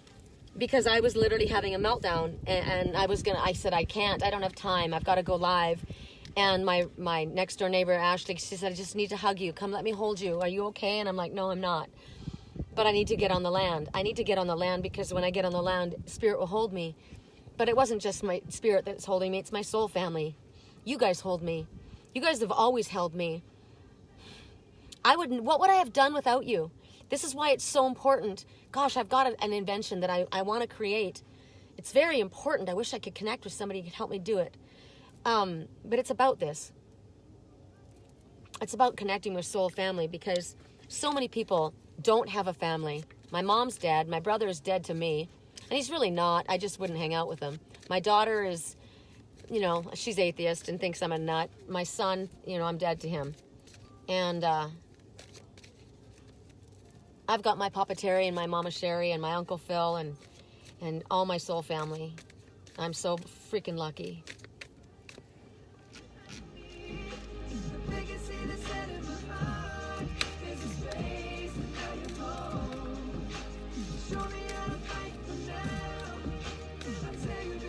It was easy coming back. Cutie walking down the aisle. You're my mirror. It's like you're my mirror. My mirror staring back at me. Okay, who's this for? Because I already said who it was, right? Oh, you guys are all loving Kimmy. Okay, Lisa, hold on. Good God. Hi, Andy. Hi. Oh, God, I don't know where I'm at. Missy. The waiting game, Missy. It is kind of my life, right? Except for this is called active waiting. I don't wait on anybody. So you may feel that you've got a waiting game, or maybe you've circled back around to the same place, but in all reality, look, you haven't. Because every time we go around, you're sending a little higher, right? And whatever it is that you have planted, it's already sprouted and it's already taken root and it's growing. So there is possibly a little bit of a waiting game. Like we've talked about how your body is going through a metamorphosis right now, and it's rejecting the drugs that your doctors want you to take. Melissa said that the government has a vaccine for this COVID virus, and I would advise everyone, do not take it, because it isn't what you think it is. Spirit does not want you to take drugs. Spirit wants you to take nature. And her body is in a lot of pain, and she takes medication for it. She doesn't feel that she could cope without it. But in all reality, it's going to kill her, the drugs. And her body is rejecting the drugs. So she is literally, her body's taking care, and it's moving her to a higher level. Remember, there's nothing that Spirit can't do. There's nothing that Spirit can't do. So whatever your intention is what you create. 1 minute, right, Sherilyn? 1 minute after we speak, we are creating, we are manifesting what we speak of. So whatever this waiting game is, I kept saying, I've been trying to get back to Sedona for 7 years, and why is Spirit has blocked me? No, it hasn't. Spirit hasn't blocked me. Spirit is not going to make us do anything. They're not going to make our decisions. They're waiting for our request. They're waiting for our request so that they can fulfill it. I got from my guides, don't choose him. Don't choose him. That's the worst decision you're ever going to have to make. It's going to be you'll never have to, what you're going to have to go through, it's going to be excruciating. And go pick a soulmate. That's what I got from my guides. Now remember, when my twin left, what did Spirit say to me? What did my twin say? Babe, I had to go away. I'm coming back for you, right? And then what did Spirit say? No matter how bad it gets, no matter how bad it looks, remember, he's innocent. And all I could think about was Scarlett O'Hara. And, everyone thought she was such a rotter, but I got to tell you, you don't give up on what matters to you. And Spirit's telling you don't give up. There might be a bit of a waiting game. Why is there a waiting game? They're waiting for your request. They're waiting for you to tell them what you are requesting. Not what you want, not what you're desiring, what your request is. How can we help you? How can we serve you? You've already started to sprout. You've already taken root. You're already on your way. Don't keep circling back to the same spot. What is your request? The universe is waiting at this time for you to tell them. Put your request in. When you go to McDonald's, and you probably don't because I don't, but I always use McDonald's as an example. If you go to McDonald's and you put your order in, you don't put your order in and then go back up to the counter and put your order in again, and then go back up and they'd say, get the fuck out of here, and they'd take anybody but you, right? You put your order in, and then you go do what you need to do. Maybe you need to go for a walk. Maybe you need to get outside. You need to spend some time alone and meditate on what you truly are requesting. And am I putting down roots in the place that I want to put down roots? Ooh, there's a message for you. You were moving. You were supposed to be moving from where you are. I got that earlier too. So too, again, remember, everything's happening the way it's meant to happen with divine blessings for everyone involved. Let go and have faith. So you need to make a decision about something. Spirit's waiting for you to make a decision. And in the past, you wait. We all wait. I waited too. Well, I'm waiting for a sign. Well, if you're looking for a sign, this is it. This is it. What's your choice? What are you making the decision about? If you make your choice in whichever direction it is, they're telling you you will be successful, but you need to make the choice. If there's waiting happening, it's because you're not moving forward. So whatever it is, what's so awesome about this is that whatever it is that started to root, that's gotten rooted here and it started to sprout, it's going to bust out of this glass. It's going to bust out of here. It's not going to die inside that glass. It's going to bust out of that glass. Nothing's going to hold it back. That's an hourglass. That's an infinity symbol. Infinitely supplied. Everything that you need will come to you. Everything. You just need to make your decision. Make your choice. Act. Correct for neutrality. No vaccines going into my body. Nothing from this government is going into my body. Correct for neutrality. Who is next? Gina. Then, oh God, you guys, Melissa. I don't know who's next. Oh, you rock, Ingrid. Amy is next. Correct for neutrality on all levels. Fairies. Amy's fairy. Amy's a fairy. Amy's a fairy. Oh, right when I said that, Amy's a fairy, that my new friend turned around and blew me a kiss. Correct for neutrality on all levels. Amy. Correct for neutrality on all levels. And you know the cactus that he's standing behind is just filled with yellow pods. Yellow pods. Solar plexus. I can do anything I set my mind to. Yes, I can. And I am freaking worthy. I'm worthy of everything and anything. There is nothing too good for me. Correct for neutrality. There's nothing too good for me in everything that I see. So for Amy, you're being told to say goodbye. Goodbye. You're being told, well, you actually got 3. So I'm going to let you have them all. So what you got was say goodbye to something and say hello to something else. There's something that's ending and then something else that's beginning. She's got her feet on those yellow stamens. Okay? The yellow, again, I am worthy. I am capable. I can do anything I set my mind to and set my feet on. So, yellow. Put your feet in yellow. What's yellow? Yellow, yellow, yellow, yellow, yellow, yellow. Why would you put your feet in yellow? What's yellow? Yellow. What's yellow? Flower essences. Flower essence. Flower, essential oils. Yellow. Yellow. Yellow. What is it?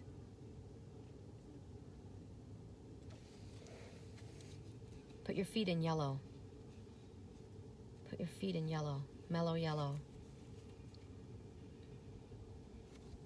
Ooh. Gold. Your feet will be in gold. Set your feet on your path. Set your feet on your golden path. Ooh. You're going to say goodbye to something, but what you set your feet on is going to be very abundant. Everything's okay. Take your hands off of it. It's okay. You're going in the right direction. It's going better than you think it is, and it has everything to do with the business. And it's bringing in gold. Set your feet in yellow. Look, gold. Ooh. Say goodbye to something. Something's done. Something else is beginning. When you put your feet on your spiritually illuminated path and you follow your dream, you know what it's supposed to be. Set your feet on what's worthy. On a path that's worthy. It's going to work out. You don't have to worry. It's all going your way. Woo! I like that. I love how that all came together. Set your feet in yellow. She says, whew. Okay. The sun, put your feet in the sun. No, it's not that. It's to set her feet on that golden path. And it's bringing in bucks. It's bringing in financial abundance. And financial abundance, and I'm being showed a giraffe. Showed? Who's talking right now? Somebody who doesn't know how to speak English. Interesting. Somebody who doesn't know how to speak English is talking right now. They are seer. They're able to see into the future. They see a long distance. They have trouble seeing what's right in front of them, but they can see into the future. Listen to them. They need to start listening to what's in front of them too, though. Love it. Okay, correct for neutrality. Yellow brick road. That's it. That's it. Follow the yellow brick road. Follow the yellow brick road. Follow the yellow brick road. Woo! Look what came out again. Who's next? Who's next? Lisa. Correct for neutrality on all levels. Lisa. Lisa is trying to figure out how to make my business card, my painting, be the cover of my... What are you doing it, Lisa? We want it to be my business card. We want it to be the sign on my vehicle. And we want it to be the cover of my new deck. And she's trying to figure out how to use all of my colors and make it a digital thing so I can put it on my website. Correct for neutrality on all levels. Lisa has a business that's magic. She creates magic. She's a magician and she creates masterpieces. That's the big name of her business, Masterpiece. She creates masterpieces. Correct for neutrality on all levels. I'm seeing hot guys all over me today. They are. But the only one that I'm talking to is gay. I'm not using that deck for you, apparently. Correct for neutrality on all levels, Lisa. I knew it was this deck. I don't know why I didn't listen to myself. You know, there's your message. There's your message. You already know. Why aren't you listening to yourself? You already know what the answer is. Just do it. Correct for neutrality. Stop talking yourself out of it. You'll have a great healing if you do. Correct for neutrality on all levels. Lisa. That one? Ooh, Lisa. Get behind me, Satan. Get behind me, Satan. Temptation. This person has got these leeches trying to hold on to them. It's all the way up to his waist. But he's reaching for that key. He's reaching for that key. Is he reaching for that key or is he pushing that key away? Let me see. They have deep sadness or depression. What the light is meant to show you is yours. Don't push away the light. Grab the light. Don't push away the light. There's a part of you that wants to grab it, but there's another part of you that's in the clutches of that one that's feeding off of your energy. Don't give in to the temptation. Just because somebody's suffering from sadness and depression doesn't mean that you are there to save them. It's not your fault. You're there to save yourself. You don't want to align yourself on a vibrational frequency of somebody who's lower than you because it brings you down. That's the temptation that's pulling you down. Reach for the light. Reach for the light. Don't be sucked into this. Nobody's asked you to jump into a mud puddle to save somebody because they've got anxiety or depression. How you save somebody is by being your best example, by you living your best light, by you reaching for the light. Because when you allow yourself to stay in a position where there's anxiety and depression, you're not helping that person, you're enabling that person, and you're dragging yourself down while you were meant to reach for the light. The light is yours.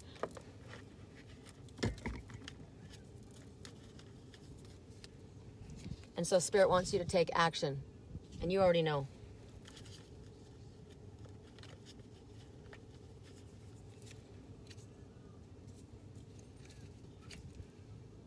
Uncertain. You know, just because Spirit gives us messages doesn't mean we're going to listen, right? Some people are addicted to codependency, and they don't do what they're asked to do. Spirit won't tell you to do anything. I get that all the time. I just want to know which way I'm supposed to go. Spirit will never tell you which way to go.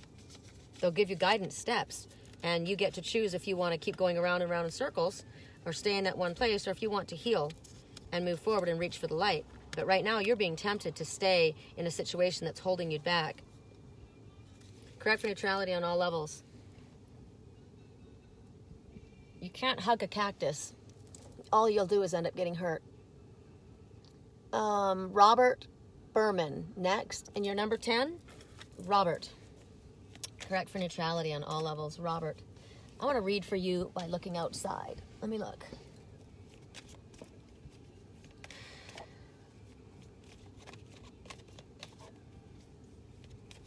There's a cell tower on sacred ground. It should be illegal. It's right at the beginning of the Teacup Trail. It's in plain sight. They're not even bothering to hide their evilness and their control. They're not even bothering to hide it. They feel they're invincible, but they're not. They bring their own destruction upon themselves.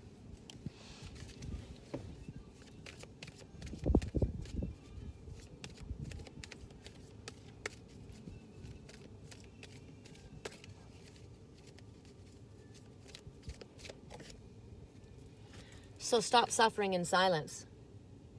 No one's asked you to suffer in silence. The number is 9. You've got everything you need, Lightworker, to move forward on your spiritually illuminated path. Stop procrastinating. You've got all the tools that you need. And you know what this one has? A stick. That's it. They don't even have a backpack.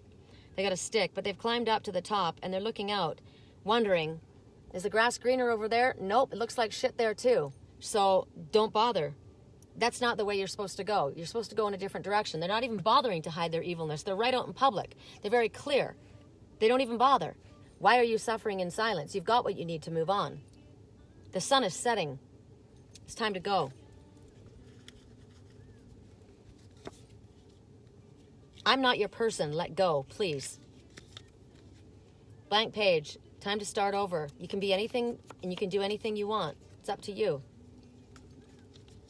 Somebody says, I'm not your person. Please let go. You're in the wrong place trying to make it right. I'm tired of justifying. So come home.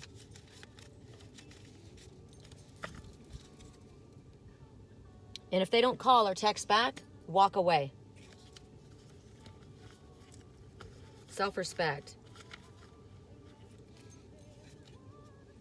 Timetable, you're ready. Now. The fight for you is all I've ever known. I don't like the people that you associate with. So, you are safe. If the message is, I don't like the people that you're associating with, no matter what, I'm here for you. Please know that. Then you take the risk of losing that one, right? I don't like the people that you associate with. I won't associate with those people. Which means if you associate with those people, I won't associate with you. There's your choice. But I don't feel deserving. Well, you are. You're safe. Something has ended. The number is 10. That means there's a new beginning. Their evilness is right out in front, and they don't even bother to hide it. I'm battling my inner demons. I'm battling with my inner demons. I want to speak truth. Then do it. You don't have to battle your inner demons because they're not even real. Every time we give power to something, it grows. I've realized that, if you give it power, it's real. They don't even hide their evilness. They stand right there on sacred ground, corrupting and polluting this land. Is it clear where you need to be and where you need to not be? Why do you stop? Why do you stay where you are? You don't feel safe? You're not safe with them. It's time to come home. You don't like the people you associate with. Please present a loyal front to your family and your friends. Do you understand the meaning of the word loyalty? It's time for you to be assertive. I'm looking at a little Pomeranian right now. A little Pomeranian is a little lion dog. Dog, loyalty, love, protection, friendship. That little dog doesn't know it's little. That little dog would kick a big dog's ass and it would go to the ground. It would go to the ground. It would go to the grave. It wouldn't give up. It would never give up. They want you as a partner. Correct for neutrality. So, right now, calm, breathe, relax. Pull in the sun, the divine masculine. Father, please fill me with unconditional healing, loving energy. Father, Archangel Michael, please come forward and sweep away any negative, toxic feelings, fears, beliefs, energy, anything that's trying to attach. Remove it. You ask that I present a solid front. I ask that you present a protective front. I ask that you completely shelter and shield and protect and repel anything that comes against. Stop acting so cool. You're a fool. It doesn't impress anyone.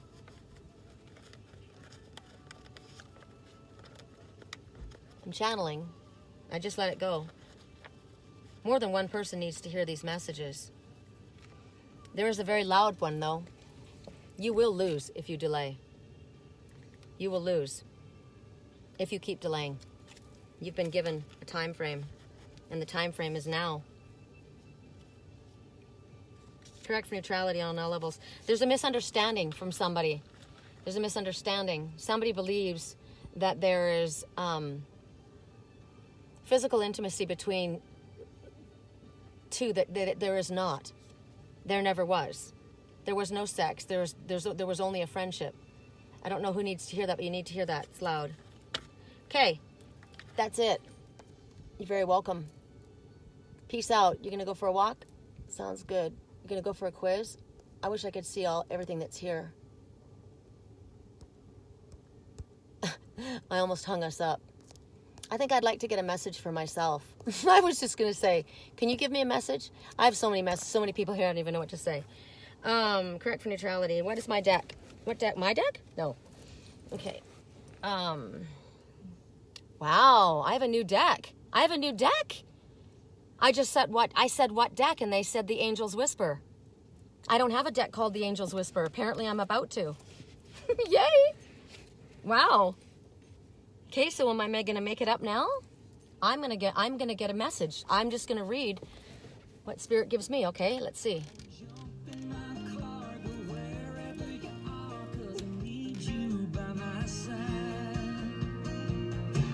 It's gonna be a long, hot summer. We should be together.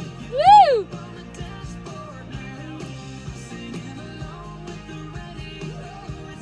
Beautiful sound. I'm gonna have a long, hot summer with a hottie.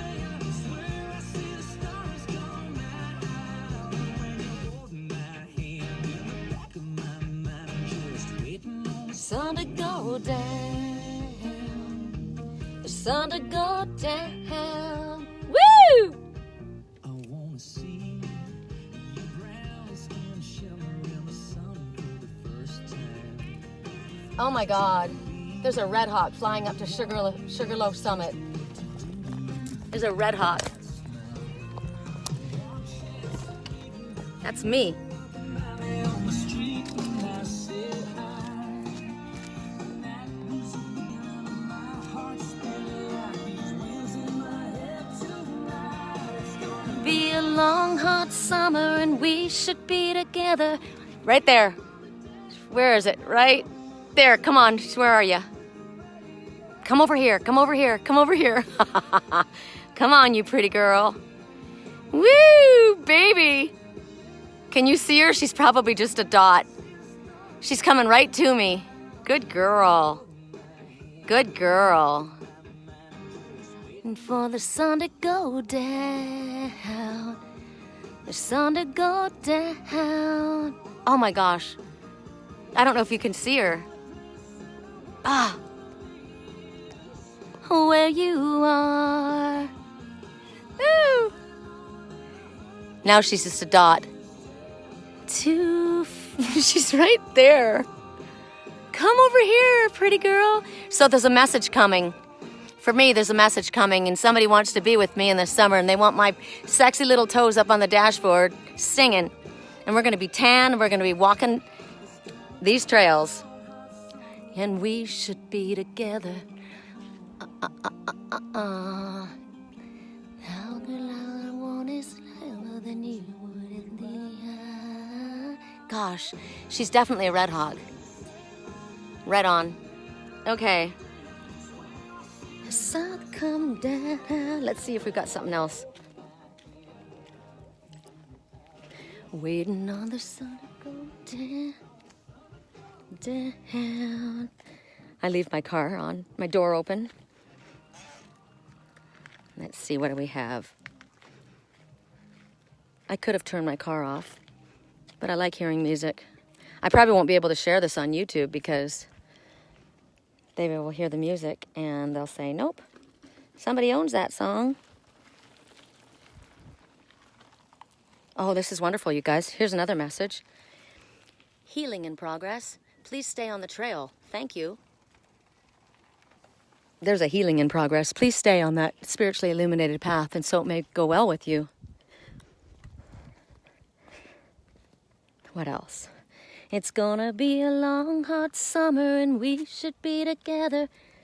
Yep, we should. It's been too fucking long. I think I've done my time. I think you've done your time too, babe. In all reality. Okay, ooh, look. Look at this. Look how pretty. Aren't they beautiful? I just saw something really cool. Are you a cactus or are you a rock? You're a rock. This looks like every time onyx. Onyx. Interesting. I'm going to find out if there is onyx here because every time I see those, that's what I say. This is onyx. Okay, so that's a message for myself and maybe for some of you that want to resonate with it. Let go. Someone's trying to snag me. Someone's trying to snag me and I cannot be taken or be tempted. So fuck off. There you go. Someone's trying to snag me. But check it out. Look at the diamonds. Look at the diamonds. Can you guys see the diamonds? Look at that. Woo! You can't buy me with money, but that gets me. Look at that. Oh, Oh my gosh, you guys, it feels fantastic. Oh, it's beautiful. Can somebody shut my car door? Oh. What's this? Never-ending circle, right? Hopelessly devoted to you. Oh, I want to go up to the top of Sugarloaf Summit. Oh. Okay, see this cactus? I took one of these home. Ow! Okay, great. That hurt. Hold on. Gotta get that one out. I took a piece like that home and I planted it, and it's now a huge family. It's almost that size. I had to leave it in California. But I can go back and plant that little guy. I've got a pot, I think, for him. Oh, you guys. All right. I thought I would just let you guys take a peek, but I should be not quite as so obnoxious, and I should go shut my door. These are cool. They've already bloomed. They had hot pink flowers on them before. There's my friend. My new hiking partner. See, there's that evilness that's not even hiding itself. It's right out in the open, fucker. All right. So, thank you guys for being with me and going through this whole dramatic reading. Yeah, it's better than a movie, right? Wait till you watch the first one. It's pretty gnarly. I don't know if I'll be able to upload these both on YouTube, because this is probably like a 5-hour reading for 10 readings. But it's very important that you don't do this to all the little plants and all the little flora and fauna, because it is alive. It's alive! Here's our map. So this is the Valley of the Cats, Fay Canyon. This is where the grandfathers are. That gnarly hike that my friends probably could never get to. But this is the Valley of the Cats where I've connected this last trip. It was amazing. And this is Airport Mesa. This is down at the bottom, Bell Rock and all that shiznit. The Twin Souls are down here. And Wilson Canyon, this is where I used to live. And where's the bridge? Midgley Bridge, right here. And then you got to go up to West Fork Trail, which is badass. If anybody wants to come here, you got to go to West Fork Trail, Call of the Wild. This is where you cross the 7 rivers. It's actually one river, but 7 sacred crossings. And no one was able to do it, apparently, when my girls and I went. And they said, well, you know, you probably don't want to pay $10 to come in because nobody's been able to go more than 1 crossing. And we went 4 crossings. You gonna tell this girl that she can't do it? You can't stop this girl. Oh, make a wish, make a wish. Look, make a wish, make a wish. There it goes. Make a wish. I'm wishing for my phone call. Okay.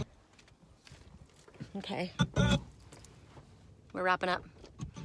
19 people. This is hysterical. Okay, you guys rock. I'm going to see if I can save this, and I'm going to go get my roomie and see if she wants to go. Well, she's next door, but... Oh, I do want to show you something. Hold on. Okay.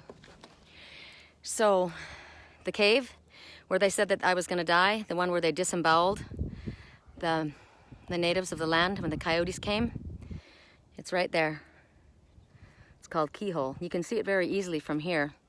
But once you get across the floor of the desert, you lose it because the guardians hide it. The energy in there is dark.